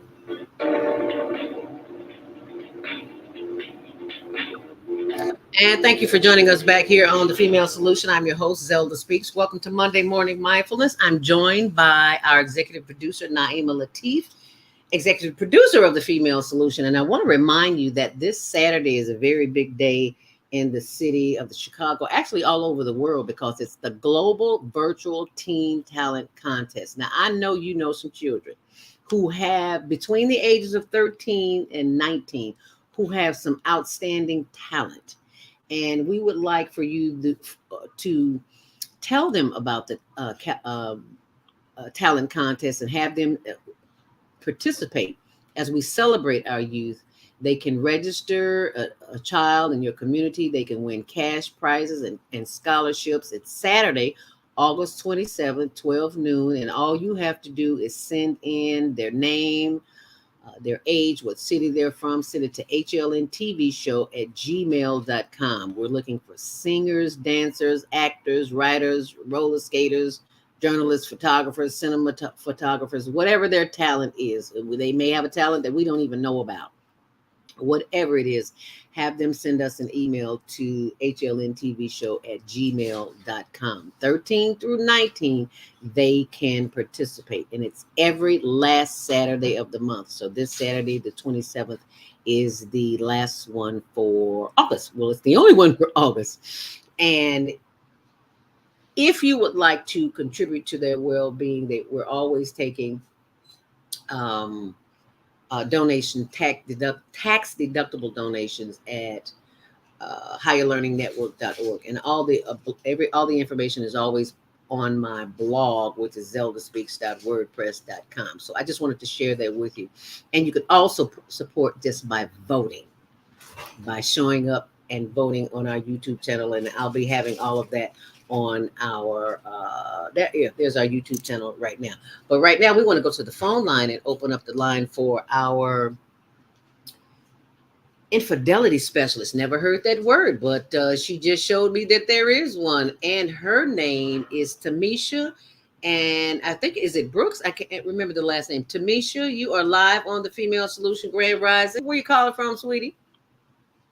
Good morning. How are you doing this morning? Grand Rising. Thank you so much for calling in this morning. I was just telling everybody about your lovely dad that I met yesterday at the Langston, my brother Langston, at the Black Ensemble Theater, and that information is on our blog, ZeldaSpeaks.word. I'm sorry, no, it's not on the blog. I haven't put it on there yet. That's on our Facebook page, facebook.com HLN TV show. But I was so excited, but I'm going to pull you up because I don't know which one you are, but I'm sure you're going to tell me here. Are you watching online at all, or are you just on the phone?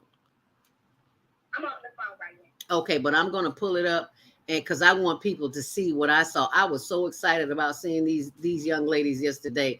Her dad came to the show. Oh, how nice. He is 90 years young. Can I pull that up and open that? Naima, there he goes. There we go. Oh, look at him. 90. Oh, he's looking good for 90. Yes, there he is. Oh, wow. You can't scare me. I have daughters. That's what he has on his shirt. I like that. I didn't see that. Tamisha, spell your name for me so I don't get it wrong, dear. It's T-A-M-E-I-S-H-A. T-A. And your last name is? Jenkins. That's my dad's last name. Oh, okay. And you're calling from what city? I'm currently in Chicago. We're still here. Oh, are you? Oh, okay. Let me be sure I got that name right. And that is T-A-M-E-I-S-H-A, right? That's it. I got it right. And she is an infidelity specialist. Whoever heard? I never even knew that existed. But I'm looking at the picture here. There are 5 of you. And I'm not sure. I know which one you are because I saw you, but I'm trying to find you here on the video. But anyway, please, because we don't know. I never heard of an infidelity specialist, and the video is not playing. Don't ask me why. Oh, there it is. Okay, what's your name, sir? My name is Alvin Brooks. I'm from Princeton, Missouri. These are my 5 daughters here. And this is Michelle, Ryan, Carrie, and Tamisha. Yes, Tanisha. and their ages range from 46 to 69. All right. I'm 90. And you're 90. 90. Wow, and you came all the way to Chicago. And what a beautiful evening, what a beautiful show. All of the artistic directors, the writers, also our brother. We're welcoming everyone to see this and see it again. What was one of your favorite parts of the show? I think the last part was watching What a Wonderful World. And coming in as well with the Langston, and all of this so great. But I think It's a the lot last of noise part there, was so send you away with a new vision. I'll let you go and see It that. is a wonderful world. That's your dad. So that's your dad talking. All right. Thank you so much. Come get your tickets, like Osama Theater. My brother likes that. My brother Langston, I just had to show that. I was just so excited for seeing your dad do it. And Tanisha, let me be honest with you. I didn't know who my dad was. Never knew it. So when I saw you and your 4 sisters with your dad, who's 90 years young, it just blew me away. It brought tears to my eyes. So I just had to stop him. And so thank you so very much for being a part of this show. And who knew that you were infidelity specialist? Oh my God, I didn't even know such a person. The universe existed. always works together. Yes. Yes, Synchronicity. So listen, within 2022, it's a lot of things that exist that sometimes we don't know unless we have experience or expertise in that field. So I most definitely got to give it back to you. I appreciate you for allowing me to speak on your platform. And the topic is, what was your topic about cheating? And why do we stay? Cheating. Why do I stay? Listen, one thing I can share with you is I've been married for 24 years, and it didn't always start out that way. You know, my husband had cheated on me for 10 years, and in that relationship, we as women, I truly believe we know when our spouses are significant others, or boyfriends, or girlfriends, or whomever. You know when something is happening. If someone tells you that they don't, then they're in denial. I'm just being honest, because as a woman and as God created us, we have intuition, and we know in our knower if something is happening. And sometimes people deny those signs. Yes. So, what happened in my situation is that, like I said, my husband cheated on me for about 10 years, actually, and then I stepped out. And so I stepped out because he had stepped out. And mine initially started off as conversation, someone that was listening to me. And so one of the reasons why I stuck and stayed is that once everything was aired out, God had to show me me. And so in prayer, once God revealed to me who I was, because in our relationship, a lot of times we are putting on a facade. You can say that you're happy, you're clean, you have a family, and I had a family, but I was unhappy and I was broken. And so typically hurt people. Broken people can continue to allow that cycle to continue. And in my situation, I knew I wanted my marriage. My parents had been married for 63 years prior to my mother passing 9 years ago. And so my sisters, all of them have been married.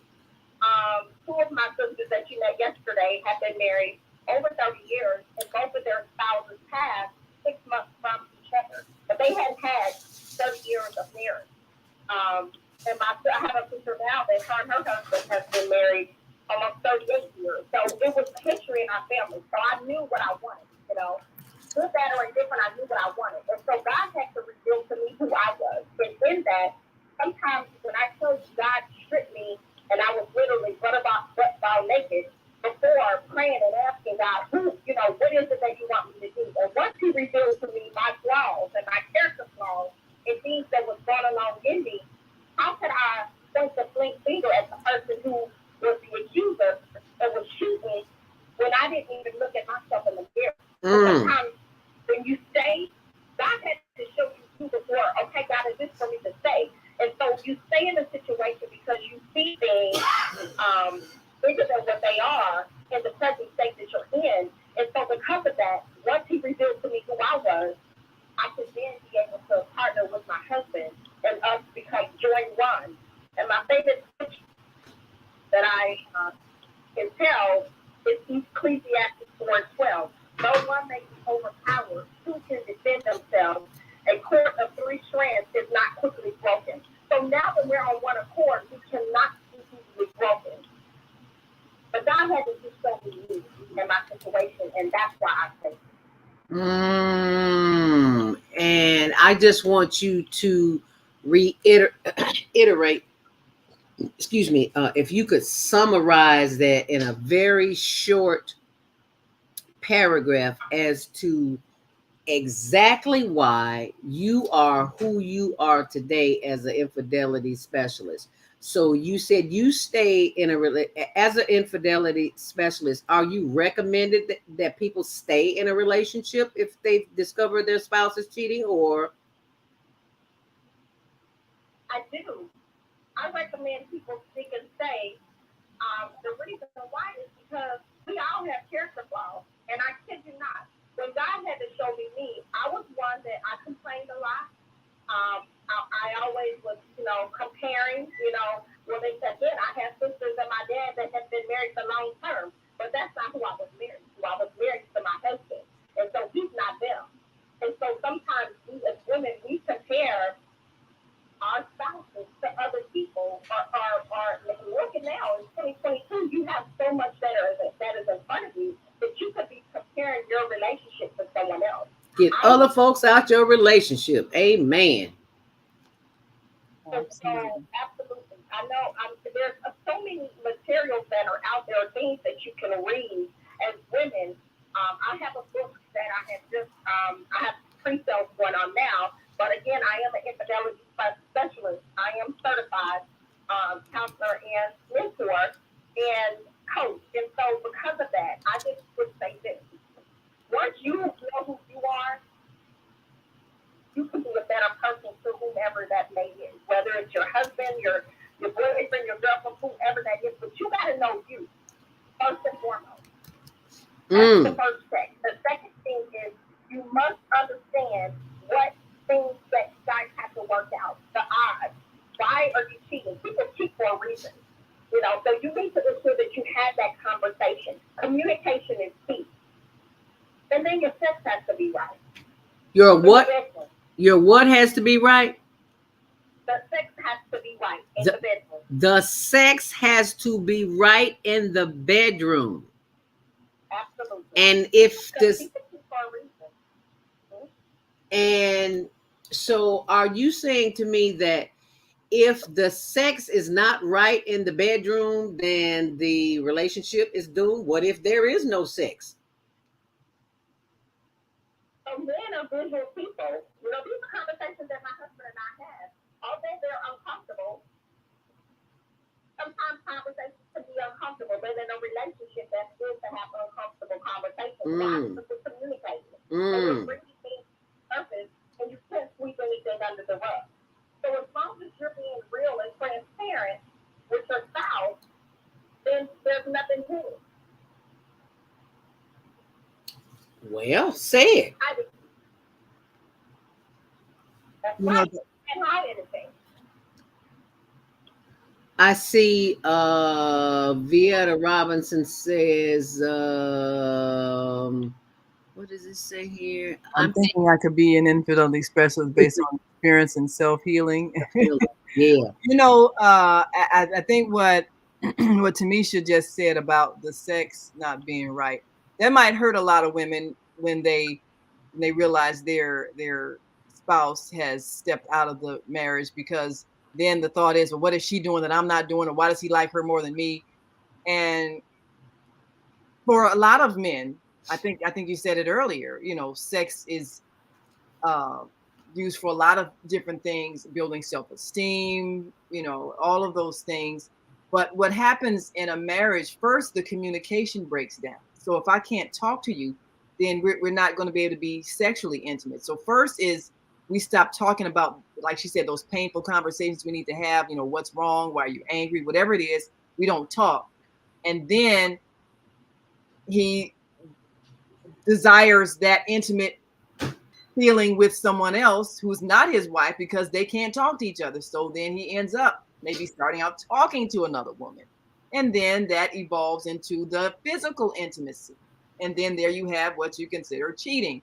You're now not exclusive intimate partners anymore because you couldn't talk to each other. And then you couldn't be physically intimate.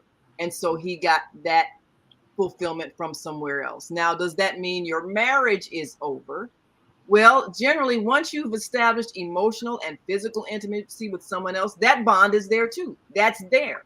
And what happens when you can't break it? Because bonds don't always break. So sometimes, and this is what I started out at the beginning of the show saying, what I was seeing the pattern of children from broken homes because the woman was angry because the man had emotionally and physically left. And so her thought was, well, since you've left this marriage, we're getting a divorce and that's it. But the reality is you've hurt the children. So now what we have now are women fighting each other. You know, I'm going to take this man from you. No, I'm going to take him back. And we're fighting over the men. And as a result, we have disharmony between us as women. We need to be collectively mothering our children so that we can provide that cultural direction that they need. We can't do that because we're fighting. So what do we have? 14-year-old carjackers who are out here killing people. And we as women, the keepers of the culture, can't work together because we're at war with each other over men. We got to come up with a way to fix it. And if we don't come up with a way to fix it, we perish. So what should we do? And this was the challenge that I had in trying to explain to women who are of the human species, that we got to look at what do other species do in the process of creating a kind of culture that is reflective of their situation. And this is why the current marriage format doesn't work, because it doesn't address the reality that we found ourselves in, with 5 successive wars, many young virile men killed off, women left alone with children, or young women not married at all, this overabundance of women and lesser available men. We've had drugs, we've had jailings. So this is the numerical reality. So the answer isn't, well, some women just have to do without, and some women, you got to fight over them. That isn't working. What we tried that. This is what we got. Too many children, no fathers. Too many relationships broken. Too many relationships unformed because we don't have a culture where children see what a family looks like. So you end up with men being taught, look, just get all the sex you can because it's out there. And what does that produce? So given that reality, we have to come up with something else that addresses the needs of the children. And that is what gave birth to the female solution, which is real difficult because we're dealing with women's fears of their inadequacy, women's fears of what happens if my mate is now involved with another woman. What if he likes her better? What if she's prettier? What if she's smarter? What if he leaves me for her? We got all of those insecurities. And then we don't have a vision of why we're marrying. Are we, like the brother that Beata was talking about, are we working together as a collective to build an empire? Are we able to understand that the collective needs are greater than the needs of the individual, because the individual can't survive unless the collective survives? Are we able to understand that, or are we not able to understand it because of religious teachings that will keep you trapped in a place you don't want to be longer than you want to be there, because you have not taken the time to do the work on self, like we did the breathing this morning, to listen, to hear. Yes. You've got to hear what's in here and what's in your heart from the maker, from the creator, before you can display that on any level, personal or physical. Yes. Vieta Robinson says, yes, communication breakdown was the main reason my marriage ended. I had lots of men willing to have deep conversations with me, and that's what attracts men and women to each other.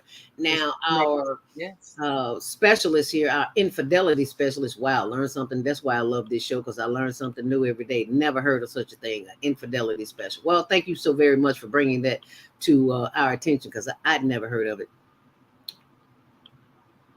Cheating. Why do I stay? She also, our infidelity specialist, also has a book out. Tell us how this. Yes. Tell us a little bit about the book, Tamisha. Did I lose you? She was at, what was her phone number?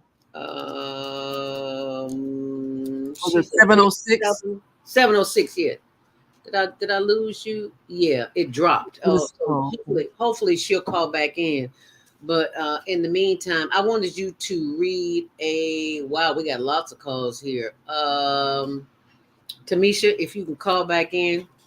But in the meantime, let me take this call. 111-1111. I'm going to open your mic. Please tell us who you are and what's your question or comment as it relates to cheating. Why do I stay? This is about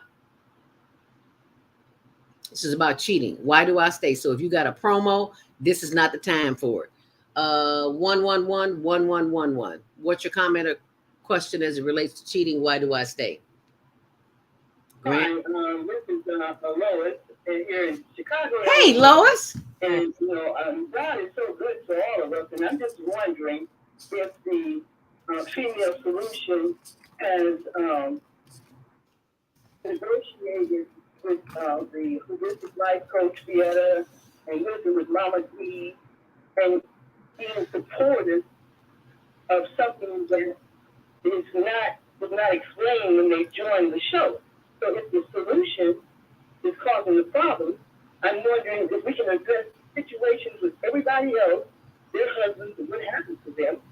And the female solution is involved in this adulterous behavior with, they feel that pictures are supposed to be sent to her husband of Vienna in the bathtub and nude pictures. And the female solution is going to say, this is okay, join our family. I think we need to open it up. I think we have another 11111 call as well. You never had someone to take your husband, or you don't have a husband, so you're sitting around concocting situations to break up somebody else's marriage? So Lois, hold on, because I think we're going to have to go into an after show. So we only got like 3 minutes left. They don't have a name. They want to break up a family? Yeah, Come on. that. Let's change the name to Female Solution. This is the problem. All right, now hold on, Miss Lois. We got. She's calling back in our fidelity specialist 706-951. Tamisha, you're live back on the air with us. Tamisha. All right. Good morning. Good morning. Yes, ma'am. Yes, ma'am. Sorry, we dropped your call. Go right ahead. Yeah, I think we probably need to let our listeners on Blog Talk know they need to go to Facebook or YouTube to Higher Learning Network so they can continue on, because we're probably going to have to go into an after show because we only got like 2 minutes left on Blog Talk. And if you're on our switchboard, stay on the switchboard and press 1 if you got something to say. Press 1 now, because the switchboard will cut you off. Well, it won't cut you off, but you won't be able to talk. So press 1 now if you have a comment while we play the show outro, closing, and we're going to go into overtime with the after show. So I'm sorry, Tamisha, hold on for a second. We got to play this and then we'll bring you up. Radio.com/the-female-solution. You can also hear today's show on the Female Solution Facebook page. Go to www.facebook.com/the-female-solution. Leave your comments about today's show. You can always reach me on my website at www.naimalatif.com. That's www.naimalatif.com. Watch our TV shows, listen to our radio shows, order our books, and be sure to get your copy of the book, The Female Solution. On behalf of our team of radio hosts, I'd like to thank all of you who participated in today's discussion. And to our global family listening from all around the world, we say thank you. To our family in China, Shishe, India, Zanzibar, Japan, Arigato, Korea, Kamsahamnida, Russia, Spasiba, Germany, Danke, Poland, Dziękuję, France, Merci, Spain, Gracias, Italy, Grazie, Egypt, Shukran, Ghana, Medasi, Nigeria, Eshe, South Africa, Niamanga, Senegal, Geret, Kenya, Asante, Israel, Toda, Pakistan, Shukriya, Afghanistan, Tashakur, Saudi Arabia, Shukran. Assalamu alaikum wa rahmatullahi wa barakatuh. Thank you. And may peace be upon you and the mercy of God and God's blessings.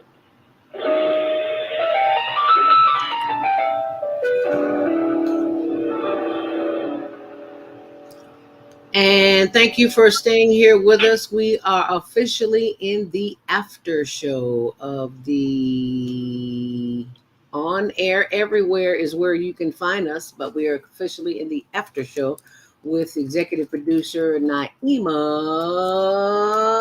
Latif. And we have our infidelity specialist who is still here with us, Tamisha. She's going to tell us about this book that will help us in our efforts. Go ahead, Tamisha. All right, can you hear me? Yes, ma'am. Loud and clear. If you can speak just a little bit louder for those who may not be, it's kind of low. So, yeah. All right. So, yes, I do have right now I'm pre-selling my book. It's how if you couldn't prevent it, but you will withstand it, 8 steps to prevent and overcome infidelity. And there is a way that you can purchase a pre-sale. The book will be coming out the 1st of September. Ooh. What you can do is go on my Facebook page. I will post it there. I will also send the information to the host, and maybe she can post it and promote it on her page as well. Absolutely. What's your Facebook page? My Facebook page is Tamisha, TAMEISHA,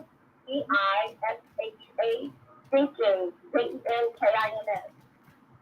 Okay. And I've just posted that information right there. And I'll put it on my blog as well.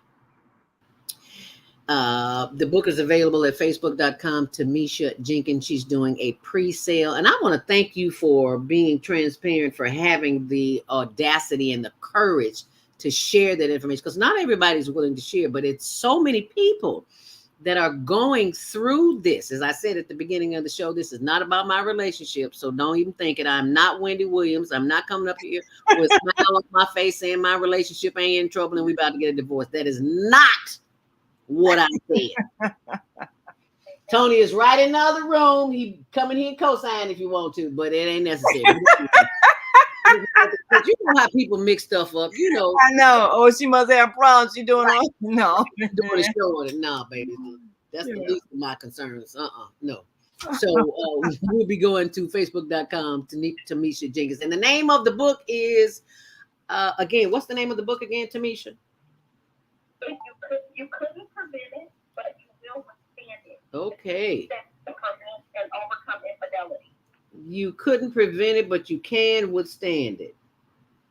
And that's a very good title, you know, and I think it's important for women to understand that when men seek other women, it doesn't have anything to do with them. It has nothing to do with you. Nothing. So why are you trying to make it about you? This is why we get angry, though. We get angry because we think that his behavior is reflecting on our self-worth, right, and our lovability. And the reason why we think that is because somewhere inside of us, we're afraid that we're unlovable.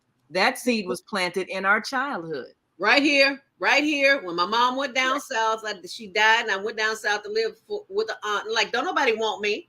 Yeah. Don't nobody want me. I'm a kid from the projects, big ass, big hips, big nose, big lips, all that. Don't nobody want me. They just showed me and it shipped me off. And that stayed with me all of my life until recently. And I'm just in my 60s, almost 70. So I know what that feels like. So if I felt that way, I know I'm not the only one. Absolutely. So that's the first thing, you know, and we talk about self-love and loving yourself and valuing yourself. If you're telling yourself, oh, I'm too tall, too short, too fat, too thin, too light, too dark, he doesn't want me, he got somebody else, it got nothing to do with you. Men seek other relationships because they're trying to build their self-esteem. That's what they do.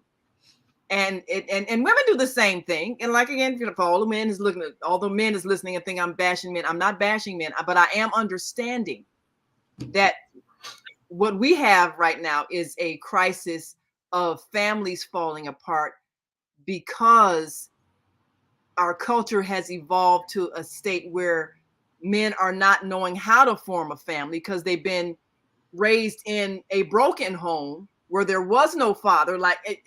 You saw their father, his 5 daughters. That's a very healthy thing. They know what a father looks like. Yes. So many people who don't know what a father looks like. That means they don't know what a healthy partnership looks like. So if you can't see it, you can't be it. And so a lot of the men, they still want the ecstasy that comes with sexual intimacy. They want that. They want the adoration of women for their ego. They want that. But they don't know how to put that together in a relationship in which there is a family and a vision for a goal of where you're going in life. So what they have is a series of sexually intimate relationships where they spend some time with somebody for a while, and then when the conversation disappears or they can't communicate anymore, then they leave that and start another one. But they don't have stable families. So our communities look the way they look. Toe up. Mm-hmm. So this is what we have to do.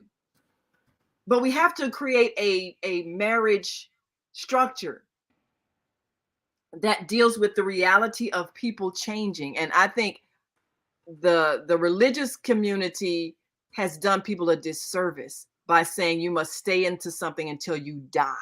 Yeah. Because sometimes you outgrow your spouse. Sometimes they have issues that you can't help them with, and they're hurting you. And it would be better if you stepped away from them and let God heal them. Yes. And so it's okay if you have to end a marriage. It doesn't mean you're going to hell and all these other things we've been raised with. If you choose to stay with somebody, you decide, okay, I'm going to stick it out with you. Our agreement is, we are two souls. We're going to stay with each other until one of us leaves this planet. Okay, if that's your decision, and that person ends up in a relationship with someone else, but you say, well, look, I'm gonna stick with my agreement because I said I'm gonna do this. That's a good thing. That's your choice. But if you decide, look, I don't want you involved with someone else, and that's breaking our agreement of exclusivity, I have a right to choose to end this marriage. There's no blame on you for that either. It's a free will choice on what you want to do. What we cannot do, however, is to see someone else's behavior as a reflection on our self-worth. And right now, we as women cannot be at war with each other. Thank you. Figure this thing out. And this is where we talk about a solution. And one of the things I did, and we'll talk about that later, I actually created a marriage contract, which deals with, possible expansion of the family relationship to include other partners for those who think that may be something that is what they wish to explore. It also deals with dissolving the marriage if you decide you've grown apart, and dissolving it without having to bring in lawyers to take all your money and disrupt your family, being able to do it peacefully.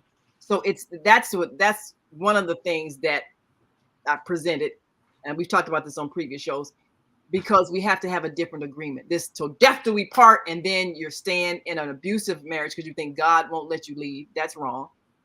Or if someone steps out of the marriage and you have infidelity, then you feel like I'm gonna sue you for everything. I'm gonna punish you for that and take everything you got and leave you homeless because I'm gonna punish you for hurting me.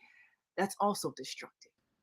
So we have to come up with a way of respecting people's emotional ties, respecting their agreements, respecting their right to expand their lives and evolve into someone that they may not have been when we married them, and realize maybe this is not the partner that is suitable for me right now because they're not who they were when we got married. We don't have the same goals. We don't have the same interests. It's okay for me to set them free or for them to set me free and still respect each other. And that is the challenge that we have, being able to respect each other. We got a whole bunch of callers, and I know people have something to say. So I'll let you take some calls before I read the portion of the book. Tamisha, are you still here with us? I may have lost her. She's 706-951. She's still here. Tamisha, are you still with us? Did you want to give us okay? Did you want to give us a closing thought? And you're more than welcome to stay after the show. But I just wanted to know if you wanted to give us a closing thought, because I didn't want you to leave here without doing that. I would just want to share with the people that are listening in the audience is to just understand who you are as a human being, as a person, understand your needs and wants, and be able to communicate that with your spouse, with your significant other. And the reason for that is because when things go untalked about and discussed, that other person doesn't know what it is that's on your mind. So you must talk about it. Communication is key. You are absolutely right. You are absolutely right. Because, you know, we have a tendency, I know I do, I'm guilty of that. I think you can read my mind. You know everything that about me, so and you know how I feel, so you should know. No, Zelda, that is not. That You have to talk. Tony's teaching me. That's what marriage is teaching me. No, he don't know. It's not coming through osmosis. You need to, as much as you talk on the air, you need to talk to your husband. Yeah. That's my therapy. Anyway, let's take some calls as we go to the phone lines. I think that second, the second one on the switchboard, that second 111. I think that's a different one because we had one was Lois and one was the no, that we already got that one. I think we got the one above him, above her. Okay, 1111111. Hi, who's this? Where you calling from? What's your name? Good morning, sister. Grand Rising. Hi, who's this? Hey, this is Obadiah. It's a wonderful program. I'm just going to say it's a masterful program. But let's do a different change in consciousness. Number one, let tradition versus the new. There's some sort of notion that marriage is totally monogamous, and that's a lie. Because first of all, people are automatically connected. When you marry somebody, you are automatically joining with somebody else's family. And you got all these nephews, nieces, cousins, and all these other people. The problem we have in society is that somebody has pigeonholed. I heard a woman call up earlier talking about sitting in pictures and all this type of stuff. The reality is we multifaceted people. Everybody thinks that when somebody's in a relationship with something cheating, right? Like, what is cheating? It's because somebody likes somebody else. It doesn't mean they're in the bed. Who came up with that idea? People misread so much that they can't even get the grip of it. Let me show you what I mean. You get in a marriage and you're with someone, they make you better. I was married the first time 7 years. I see my wife, we put our race hands and we rip our hands together. We went through life together. We're still the best of friends. Because we went to things when we were young, some of them we didn't understand, but we rebound. The love we have for each other will never change. She can be with somebody else now. So what? She was with some guy she appreciated. I appreciate her and the man she was with. Let me show you the change in the paradigm that we need to do. Number one, you make people better. When you make somebody better, they're desirable to everybody. You don't live in a monolithic society where you go and hide your head. For example, I'm a person that's a people person, and I'm out in the public. I'm on the phone with thousands of people, and I love everybody. We have so many talents. We got 10 things. We have so many talents. Each person with friends, acquaintances, and that, for the thing, they develop betterment in a different way. It's not monolithic. The idea that, oh, you get married, that's like, you have many friends after marriage because marriage will enhance you. So instead of the woman being mad, oh, really just married, but no, she should be complimenting her husband, talking about how wonderful he is and all these wonderful traits he has. Let me show you the last solution. This is something I've done. Because at the end of the day, sometimes I say, a lot of this stuff, at the beginning, people would cheat and hide folks that they knew because somebody wouldn't understand what was going on between those two. They had some type of close relationship. Sometimes it can be mental, sometimes it can be spiritual. But whatever your connection with someone else is, you all have connected it and are going forward. What happens is, and this is what I was able to do, what happens is we always do the thing, oh, they're cheating. Let's stop that. Let's say, let me end that. I've got a friend over here and I've got my wife over here. I call my wife up and I call my friend up. I say, hey, let's have a three-way conversation.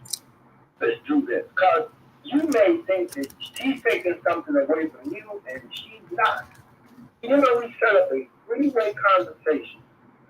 2 women and me. And when that conversation started, there was tension.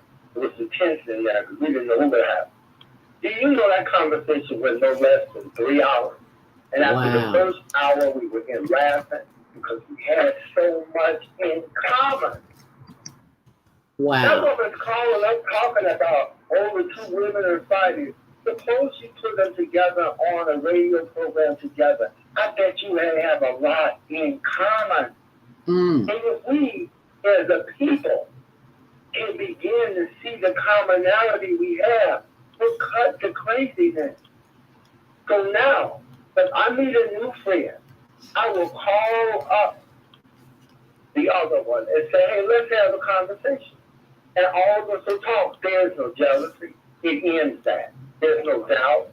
The pictures that you see of somebody is explained. The picture in the tub that looks like it's something sexual is what? A picture of somebody in a spa. And the person reading the picture is thinking it's something else. Oh, You wow. get so bent out of shape over nothing. Wow. But you have to have a conversation. Why are people afraid? I stepped out because I figured, why not? These are people I love. I've got a new friend. Why can't I introduce you guys to your mom? You'll at least know each other. But you know what happens? Too often in traditional society, you'll go to a funeral, and you'll see all these mixed families sitting on one side in the middle and on the other side mad at each other. Why? Because two people didn't get together and talk. And that's the beauty of it. When they do it, it creates a sisterhood. The sisters don't have to fight each other. They can help each other. They got sons and daughters. They need friends and acquaintances. When the sisters get blend, look at how the family gets strong. The children aren't left shuttling between mama on this weekend and daddy's family on the other weekend. They can be a blended family. They don't have to be like that. This cheating stuff that people have grown up to mix up. You are going to have multiple people in your life. And they're going to mean a lot. There will be men and there will be many. In my case, there will be many females. Because I'm the type of person, I help people. So when I'm reaching out to help somebody and you give somebody a tidbit that changed their whole life, yeah, they appreciate you. Yeah, they trust you. And yeah, they love you. And so what can somebody do about that but celebrate that? Don't say, oh, it's cheating. No, that's a new person that you met. Let's all sit down and have a conversation. I agree with that. Yes, let's sit down and have a conversation because that is the only way to iron it out. Vieta Robinson says, until women stop trying to compete and divide and not checking their egos, we will struggle with building empires and bringing about healthy families because we're making this about us. This is not about us. This is about the community. Y'all got multiple beautiful sisters. Look at you. There's five. Look at Mama D. Look at all these people y'all got. All these beautiful, intelligent women. Don't y'all know what we need in life is wisdom, knowledge, and understanding. Thank you. You got that many talents and gifts. You need to play with as many people. Amen. So you can be the best person you can be. Amen. Say that. Can have more support. Thank you so much. Thank you for that call. We greatly appreciate it. We got to get some more calls before this after show is over. We'll go to 312-714, and then we're going to 706-202. Grand Rising, what's your name? Where are you calling from? And what's your comment? Good morning. This is Samana. How are you? Good morning, Samana. How are you, dear? Good. Zelda, I have a serious criticism about what you were saying about yourself earlier. Zelda, if God created you, you're beautiful, without question. Thank you so much, my sister. I know. Yeah, you were saying, who's going to want me? I'm the best. A while ago, I was watching a video about Asian men, how they adore African American women, and that they wanted to be with one of them, but they had their own insecurities on whether or not the African American woman would be accepting and approving of them. So, I mean, we all have our own insecurities, but if God created you, you're beautiful. Everything God created has its own beauty in its own unique way. Oh, wow. And that's the beauty of God's creation, yeah. And the other thing I wanted to bring up was I had a friend from the mosque. He was like sharing with me how her husband would cheat on her. Like, he would tell me, like, late at night, he would tell her that, yeah, like, he would sneak out sometimes and, like, they should wake up in the middle of the night, he wouldn't be there. Or sometimes he would tell her, I got to go to the store, I got to go here, I got to go there, and he wouldn't come back for the night. And she was telling me that it wasn't the fact that he was with someone that was bothering her. It was the fact that he was lying to her that was bothering her. She told me that, for example, if he told me, I'm going out with so-and-so and I'm going to be out with her for tonight, it wouldn't have bothered her. It's the fact that she felt trashed because she was being lied to. And it's like, what I understand from cheating is like, I feel the person is hurt because they feel like they're being trashed. It's like what you mentioned earlier. So why is he being like this to her and not like that to me? It's the fact that he's not treating her fairly. For example, I'll set an example. I know like my father was sharing with me in the old days in some of the Middle Eastern regions where polygamy was practiced. And by the way, polygamy, from my understanding, goes back to old days, like from the time of some of the prophets. Even in the Bible, you have polygamy. But that wasn't considered cheating. Here's the thing: is he was telling me, like, in some of these Arab communities, they would have, like, the woman would have a husband, and she knew eventually he's going to get a second wife. And so what she would do, she would be proactive about it. And she would go out, look, like, among her cousins, among her friends, neighbors, people she preferred and liked, and choose them as a potential partner for her husband, because she wanted to make sure that the other woman she was living with is someone she would get along with. It's like what the other brother was saying earlier. He was saying, like he had a three-way conversation, everyone got along, and it lasted 3 hours, and they were laughing. It's like, it's about, like, communication and respecting each other. I think the fact that a woman feels betrayed and cheated is because the man is trashing her while he's respecting another woman. He's not being fair to her. But it's like, if she was okay with it, like, for example, if the man asked the woman, are you, like, there are actually women out there who are okay with their men as long as, like, approved by them. Like, I've seen that with my own eyes. But, like, as long as he respects her, I don't think the woman would feel as hurt. And another comment I had was, like, I've noticed, like, in the old days, there was a tradition where a potential suitor would have to ask the maiden's father for her hand in marriage. Mm-hmm. I think there's a lot of benefit, and that still goes on in some of the, like, communities today for religious purposes. Like, you have to have her ask her father for consent, or her brother. I don't think that's because the woman doesn't have a mind of her own. I think it's the fact that when a man establishes a relationship with a man that's supported you your entire life and has respected you and has really worked with sweat and blood to support you, to bring you to this day, that man is going to respect you because he's established, like, a relationship or has some sort of communication with a man who already respects you. Like, that man could be your brother, your father, your cousin, your uncle, whoever. But he acknowledges that, hey, this woman was respected. She was supported. Someone worked their entire life to bring her to where she is today. They made sacrifices for her. And that's the man I need to respect. So I'm going to respect this woman for the man that I respect. Because, men respect each other. Like, the way they see each other and communicate with each other is different than how they see women.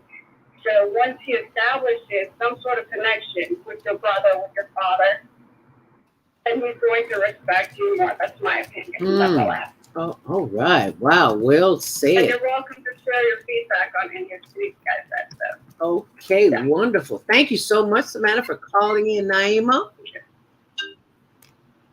Yes. Well, I would say that the challenge that we have is the way women are raised with such low self-esteem.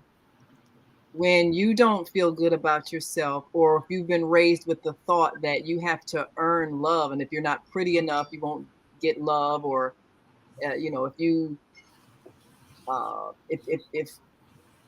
you are not desirable enough, you won't get any love. You have to earn the right to be loved, otherwise you'll be rejected and alone. I mean, if you're raised with that thought, if that's how the society that we're in is raising its female children, then we can never have the kind of self-esteem where we love ourselves enough, where we feel good about ourselves and we know the value of ourselves, So if we see another woman and she's beautiful and charming and all that, we don't feel jealous because she knows she's just a reflection of us. If I'm in a relationship with a man and he's attracted to another woman, I don't see it as, oh, well, what's wrong with me? I see it, oh, he appreciates the traits that she has. I appreciate them too. That doesn't make me any less than what I am. I'm still who I am. So Right. it doesn't, I don't see it as a reflection of there's something wrong with me. Because I know if he's attracted to me, I know I've got certain traits. So that means there are certain traits that attract him in a woman. So the fact that we're believing that we have to compete for love is what makes it difficult for us to have the kind of expanded family and community system that has been talked about, because that requires women loving themselves, and it requires men respecting women so that the kind of relationship they have with them is not exploitive. It's one in which you value her. Now, when everyone values everybody, there is no conflict, but that means everyone has to be of that higher consciousness and that self-love that makes it possible. And this is the challenge that we have, because we have had so many negative expressions of relationships that are hurtful. And then we have a society that says that your spouse is someone that you own. And part of that comes from, way back old cultures where your spouse is your possession. Well, now we understand you cannot own another Slavery. Let's keep Yeah. it from slavery. From slavery, beyond, even before modern day slavery or recent slavery. When men bought women as wives, and then if he died, then she would be passed on to his family or his brother. Yeah. You were a thing. So we've evolved out of that. But nobody is a possession. This is a partnership. So what does a partnership look like?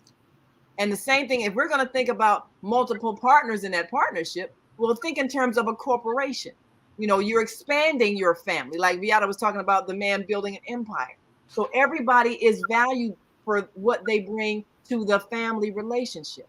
You can only have that understanding when you see that you have value and you understand that someone else's affection toward or friendship with or attraction to someone else does not detract from who you are and your own value. And that means that understanding has to be given to you from your environment. As long as we're raising girl children to compete with each other, and sometimes men promote that because their ego likes the thought of women fighting over them, we're going to have this crisis of broken families and children who don't know how to form families and don't feel like they belong anywhere, and therefore can go out and carjack at 14. Right.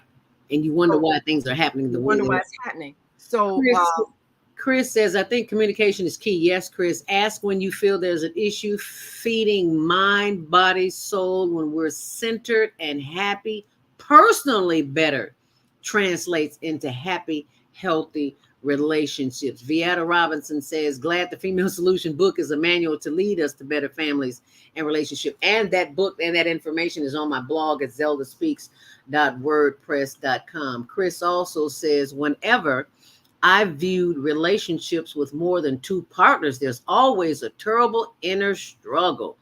Also seems like someone always gets left out and hurt, but fascinates me nonetheless. He also says, right, girls been dads in their lives telling them they can do whatever we put our minds to. We are so loved and valued. Yeah. And value, self-value it's got to come from within. That come from within. That can't come from anywhere.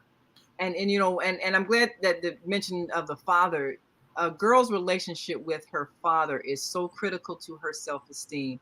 We have too many females, too many women, too many girl children, too many grown women who did not have a healthy relationship with their father. That has a direct reflection on your sense of self-esteem and lovability. When the man that is the first man in your life, your father, either abandoned you or didn't treat you well, You see how I freaked out when I saw those girls? I'm sorry, I just had to say it. I freaked out when I saw those 5 women, grown women in their 60s with their father yesterday at the Langston Hughes play, My Brother Langston. I had to have him on the show. And then she said, for them like these specialists, oh my God.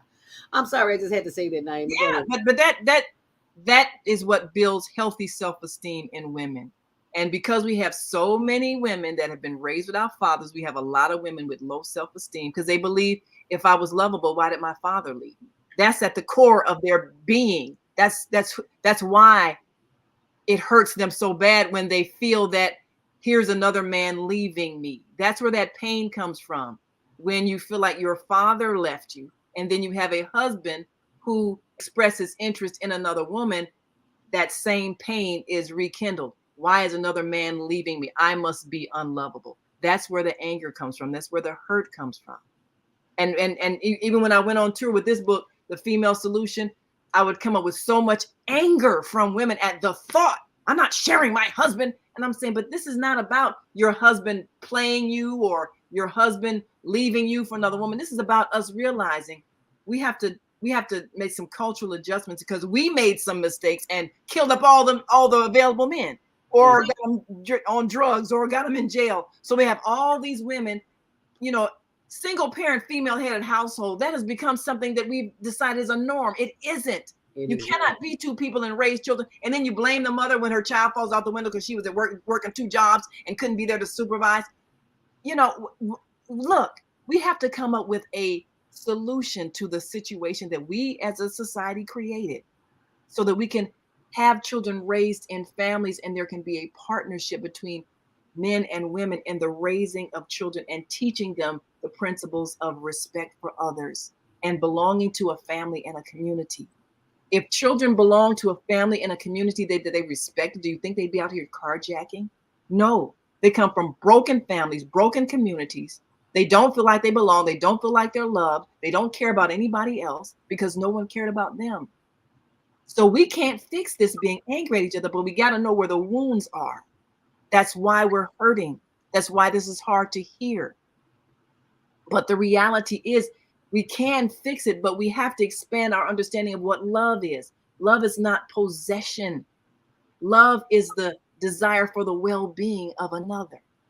So how do we desire for the well-being of all of us, men and women, who need loving relationships, who need to belong to a family so they can learn the ethics of human behavior, who need to demonstrate it to our children, both in their home and in the communities where they live?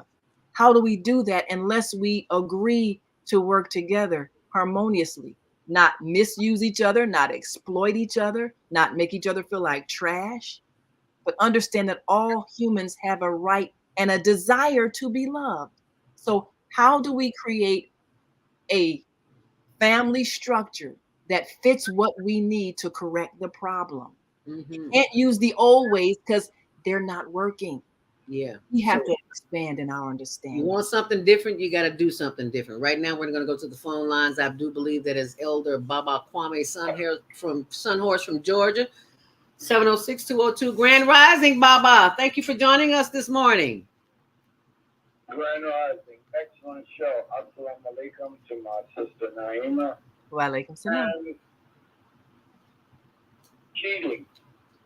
We're talking in physical.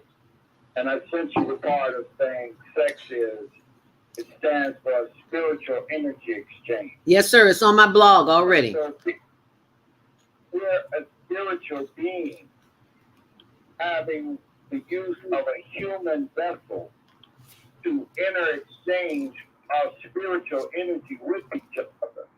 How are you cheating on your spirit? Your spirit is the energy of love or your energy of hate.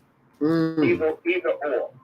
And so what you're looking at is how do you use these vessels? Because in African tradition it says the Moja, the Torah, the Sansun, and the Okra. The Moja is the mother's blood. The Torah is the father's spirit, makes the human being. The Sansun is the soul of the spirit that comes from the Okra, the creator. And so how is it that the mother's blood and the father's spirit makes another human being, and to house that soul, that vessel that moves about. And this is why we say, until death do us part in the words, vows that we do in marriage. It says until death. That's until that vessel is no longer being, that spirit is no longer housed in that. But as long as that spirit is housed in that body, we have exchanges. Even though you may divorce, you may leave, you may father children, our mothers may have children, they're still connected by spirit. That's why I say thank us, love us. It's because we united in spirit, every human being. And when we unify the spirits, we have a greater family. We have a greater community. But when we have a division of those beings that have those spirits, and they're not in tune to themselves, that's the first place that we have to be.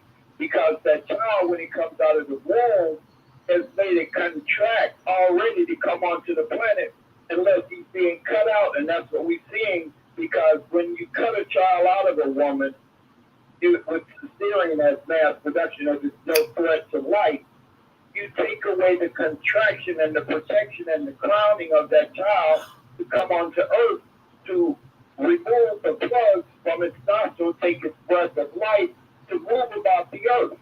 Wow.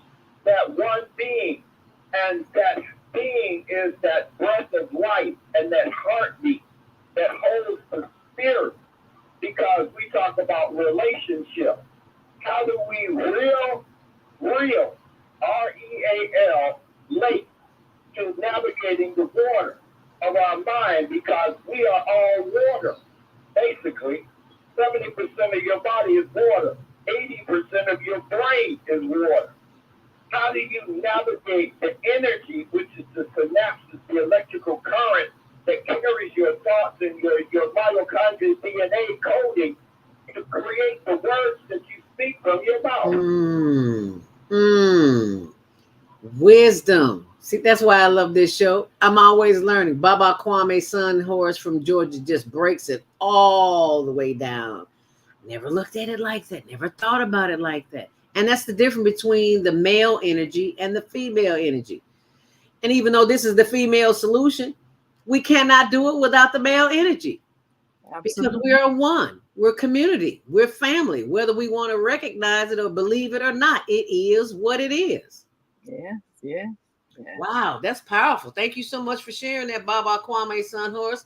I greatly appreciate that. That is the kind of information that will make you look at this cheating way beyond the superficiality of it, of what you think it's about. No, it's all about the family structure and how we have been deprived of the family, especially if you had no father like myself. That's why I freaked out yesterday with all these 5 daughters and this one man. And that's like, oh my God, I know I keep saying it, but you don't understand the importance of it, because what it looks like when a father has been in the life of his daughters. I rest my case.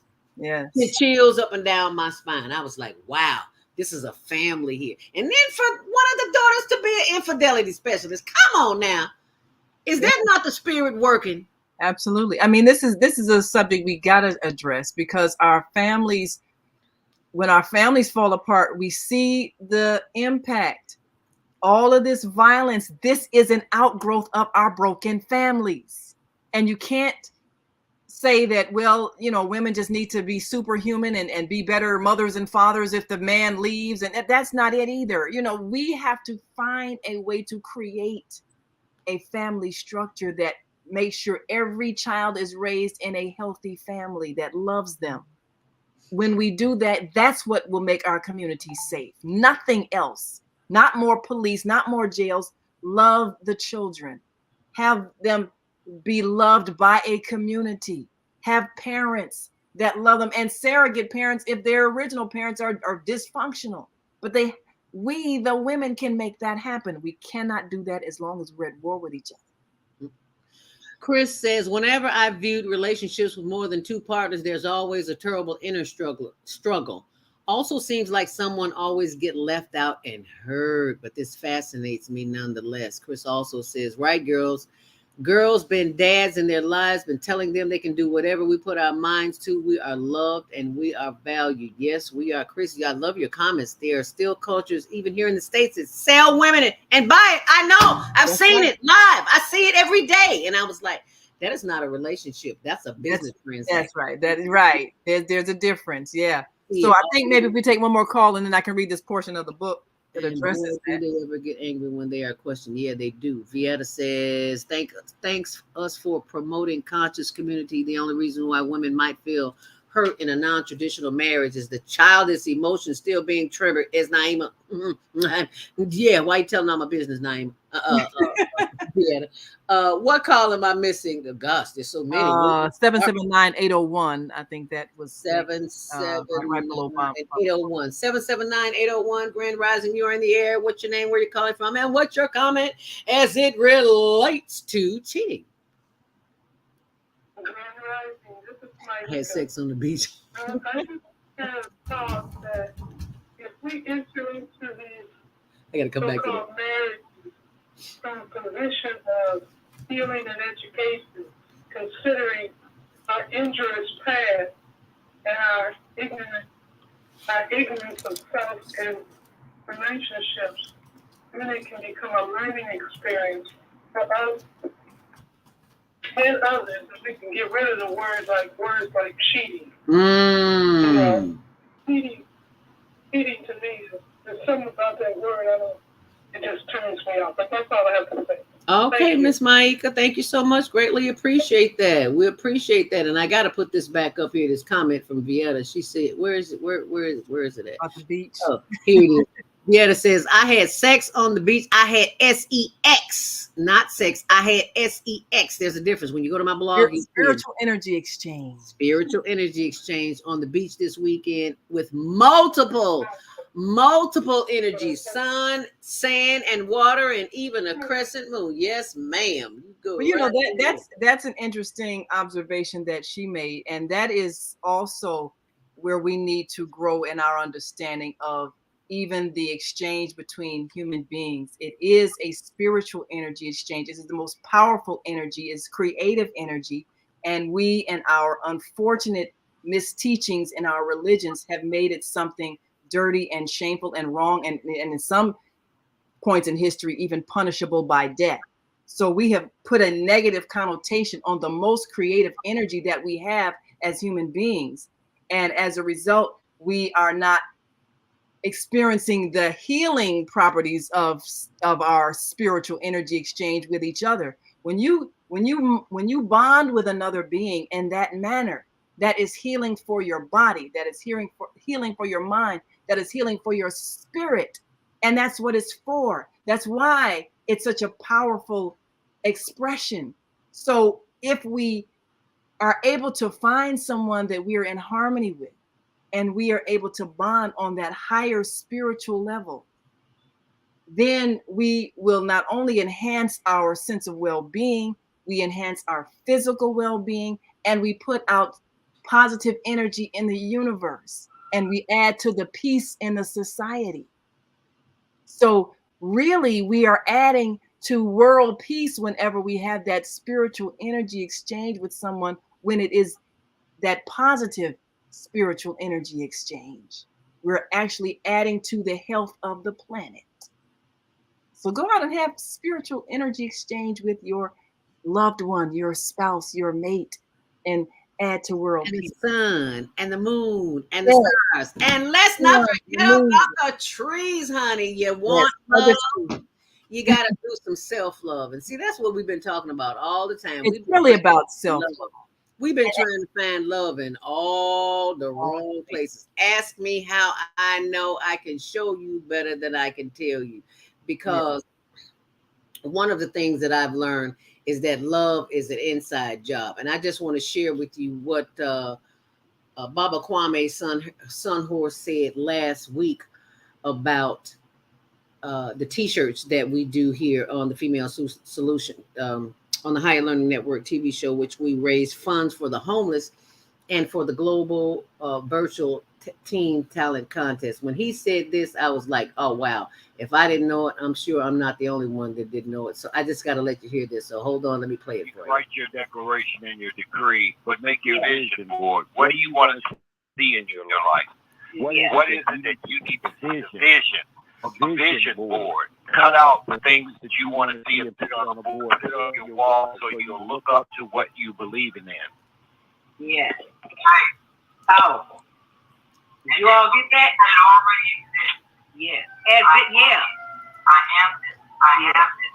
I have achieved this. I have created this. I am. Get your vision board. If you don't do anything else today, do that. And that's from Baba Kwame. I need to go update mine too. And put these t-shirts on your vision board, because these t-shirts are affirmations to remind you of your greatness. So every time you look at take a picture on your cell phone, post that, because you're posting positivity. And there's a ton of them on there. And remember, they're all tax deductible through the higherlearningnetwork.org. Yes, go ahead, Baba Kwame.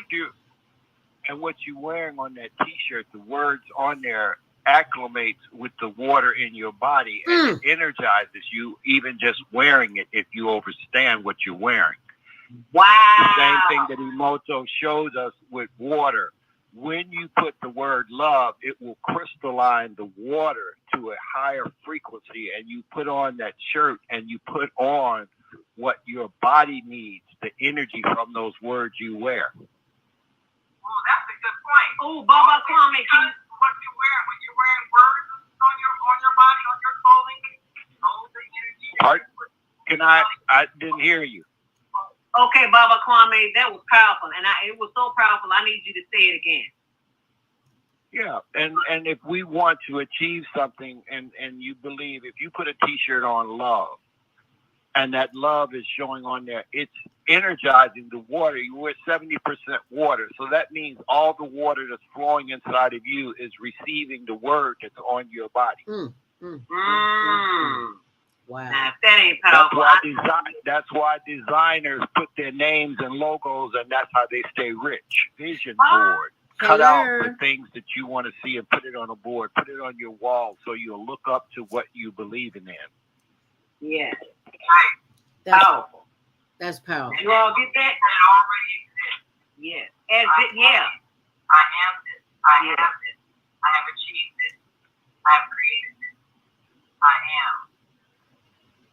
Get your vision board. If you don't do anything else today, do that. And that's from Baba Kwame Sunhorse. I need to go update mine too. And put these t-shirts on your vision board, because these t-shirts are affirmations to remind you of your greatness. So every time you take a picture on your cell phone, post that, because you're posting positivity. And there's a ton of them on there. Right. Remember, they're all tax deductible through the higherlearningnetwork.org. Yes, go ahead, Baba Kwame. And what you're wearing on that t-shirt, the words on there acclimates with the water in your body, and it energizes you even just wearing it if you understand what you're wearing. Okay. Wow. The Emoto shows us with water. When you put the word love, it will crystalline the water to a higher frequency, and you put on that shirt and you put on what your body needs, the energy from those words you wear. Yes. It was so powerful. I need you to say it again. Yes. And if we want to achieve something, and you believe, if you put a t-shirt on love, and that love is showing on there, it's energizing the water. You wear 70% water, so that means all the water that's flowing inside of you is receiving the word that's on your body. That's why designers put their names and logos, and that's how they stay rich. Hello, somebody. You know, that's when you talk about words having power, and the words that you use having power, and the words that you wear having power, and the words you say to yourself have power. So like, and Mike mentioned the word cheating, and the idea that you're not playing a game fairly. That's what the word cheating has the connotation of.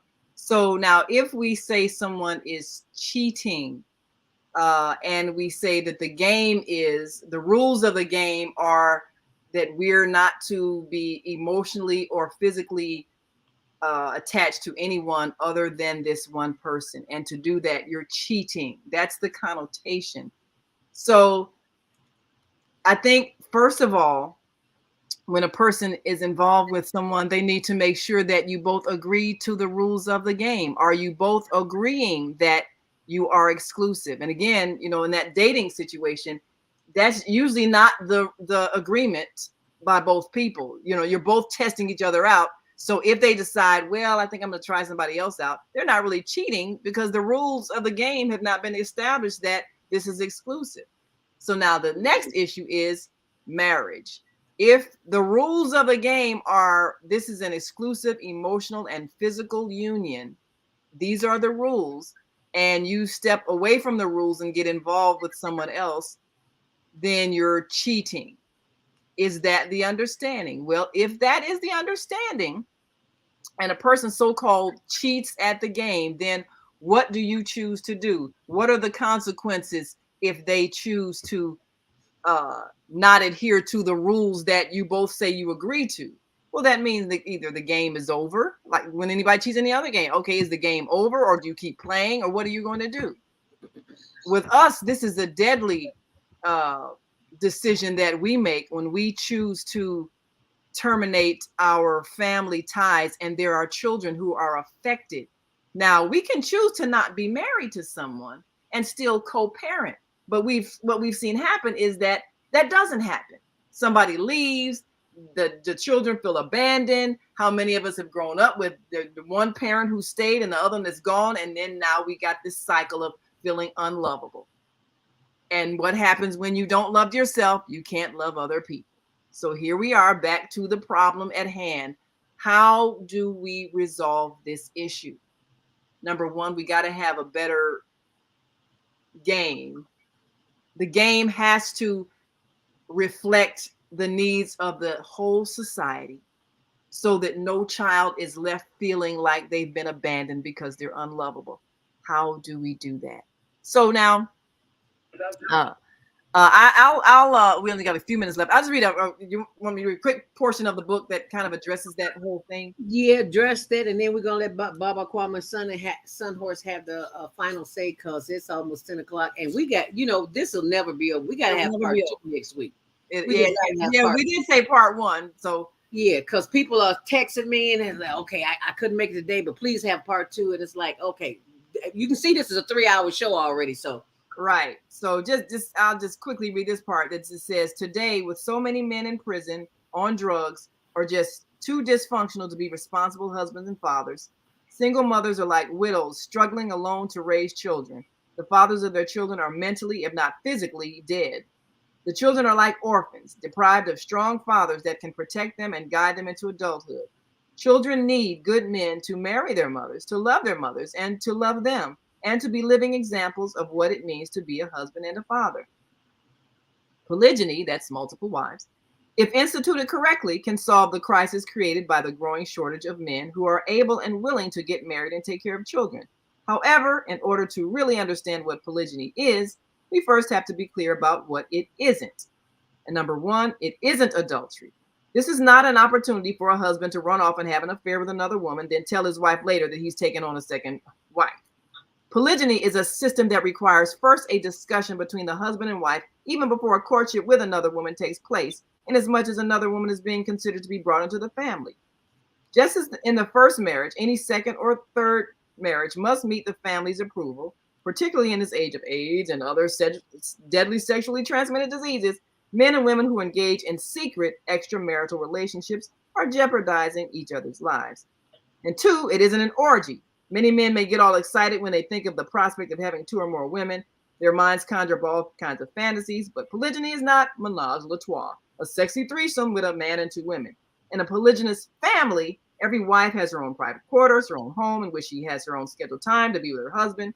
The husband has to provide equal private time and an equally comfortable dwelling for each wife.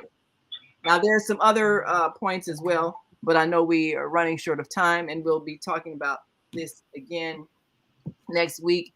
But basically, they can get the book on Amazon and read up about it, and they can catch up and come back to the Come conversation. back again next week. We'll keep talking about it because apparently, this ain't going away no time soon. We gotta fix it They'll though. have a different We must fix it, but it's Yeah. not gonna get fixed overnight. Oh, no. This is a lifestyle. It's a change in the way you think and the way you behave, the way you act. It's a change. It's not going to happen overnight. It's not going to happen a month, a week, might be a year or two. You just never know. But in the meantime, in between time, we've got to give ourselves what it is that we need physically, mentally, and emotionally. If you need to talk to someone, if you need a therapist, if you need to read information like the female solution. I mean, Naima just breaks it down. It's like, if I could just get inside your head for just an hour, just an hour, my life would be so much better. And I think I just know if I could get into Baba Kwame Sunhorse head for an hour, I'd be on top of the moon. So we're gonna let him give us a closing thought. Thank you, Chris. Love the words on the t-shirt. Be sure and get your t-shirts because they help promote scholarships and prizes for the kids for the Teen Talent Contest, as well as help the homeless with tents. We're looking for tents right now, butane, all that other good stuff that they need, and all the donations are tax deductible on the higherlearningnetwork.org. You want to give us a closing thought, Baba Kwame Sunhorse? Yes, and we're looking at the word cheat. And you take the word and you say, you see heat. A person becomes inflamed when someone has done something to their spirit or to their person as they see it. And to allow someone to inflame you, to create the heat that creates the energy of negativity. The part of us is understanding is we're each male and female. And when a man sees a woman and a woman sees a man, he sees that man's mother and that man sees that woman's father. And what you saw when you saw those 5 women with their dad, you saw the spirit of their father, each of them. And so in that connection, we have to begin to understand when you create that division, in taking away those balances that we're both male and female. We have that energy in us because it took a man and a woman to create a human being. And so we carry that energy, and how we utilize those spirits and how it relates into our current mind. That's why we have relationship. How do we navigate the ship? How do you navigate the person through your mind? Wow. That's powerful because it's all inside. It's all in your head. That's right. Yeah. Wow. You have to have a meeting of the minds and the hearts. That's where the relationship starts. And if it's something other than that, then it will likely not last. It's got to be based on a strong foundation, and then from there you can talk. So when you can talk, then whatever the problem is, you can talk it out and you can work it out. And if you can work it out, we can work it out right here with you. And we're going to work it out continuously. Next week, we're going to have to do it again. I'm sorry. There's 1,000 calls on it. I'm sorry. We just couldn't get to them all, but we will do part 2 next week. Cheating. Why do I say? Baba Kwame says it's not cheating. Well, no, that's not what he said. Let me go back and it's on my blog. He says cheating is defined as sea heat. You can hear it on the show. Yeah. That. And you can go back and hear exactly what he says so I don't mess it up. And it's on my blog on ZeldaSpeaks.wordpress.com because I don't want to misquote anything he says. Okay, there it is right there. Updates are on ZeldaSpeaks.wordpress.com. It is 10 o'clock. Lord have mercy. I did not mean to be here for 3 hours. I apologize for not being able to take all your calls, but I promise you, when you come back next week, 7 to 9 a.m., if it takes another 3-hour show, then we will do another 3-hour show. But in the meantime, in between time, I'm going to leave you with the promo for the rest of the week where you can see, you think today was good. Oh, baby, wait until you show up tomorrow. You ain't seen nothing yet. I mean, as the children say, it just gets betterer and betterer and betterer. So thank you so very much for joining us here on The Female Solution as we close out tomorrow's Self-Care with Jody Susan. The Female Solution Global Radio TV Show invites you to an invigorating conversation with our team of hosts Monday through Friday, 7 a.m. to 9 a.m. Central Time. Start your week with Monday Morning Mindfulness with Zelda Speaks. Tuesdays, Self-Care with Jody Susan. Wednesdays, Repairing Broken Families with Naima Latif and co-host Kareem Hamid. Thursdays, Soulful Solutions with Dr. Debbie Green. And Fridays, Health and Wellbeing with Beata. Saturdays, tune in 12 noon to 2 p.m. Central Time. First Saturday, Success Strategies with Jana. Second Saturday, Wendy Williams Esquire on relationships. Third Saturday, Move Around with Deborah. And fourth Saturday, Wisdom with Mama D. Join us Sundays, 7 p.m. to 9 p.m. Central Time for Soul Purpose Healing with Beata. Call in and comment 515-605-9325. Press 1 to speak to the host and be a part of the solution.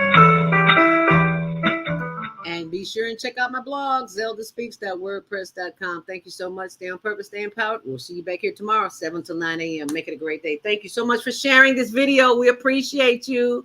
And you can contact us, higherlearningnetwork.org. Mwah. Namaste. Shalom. Hotep. Make it a great day.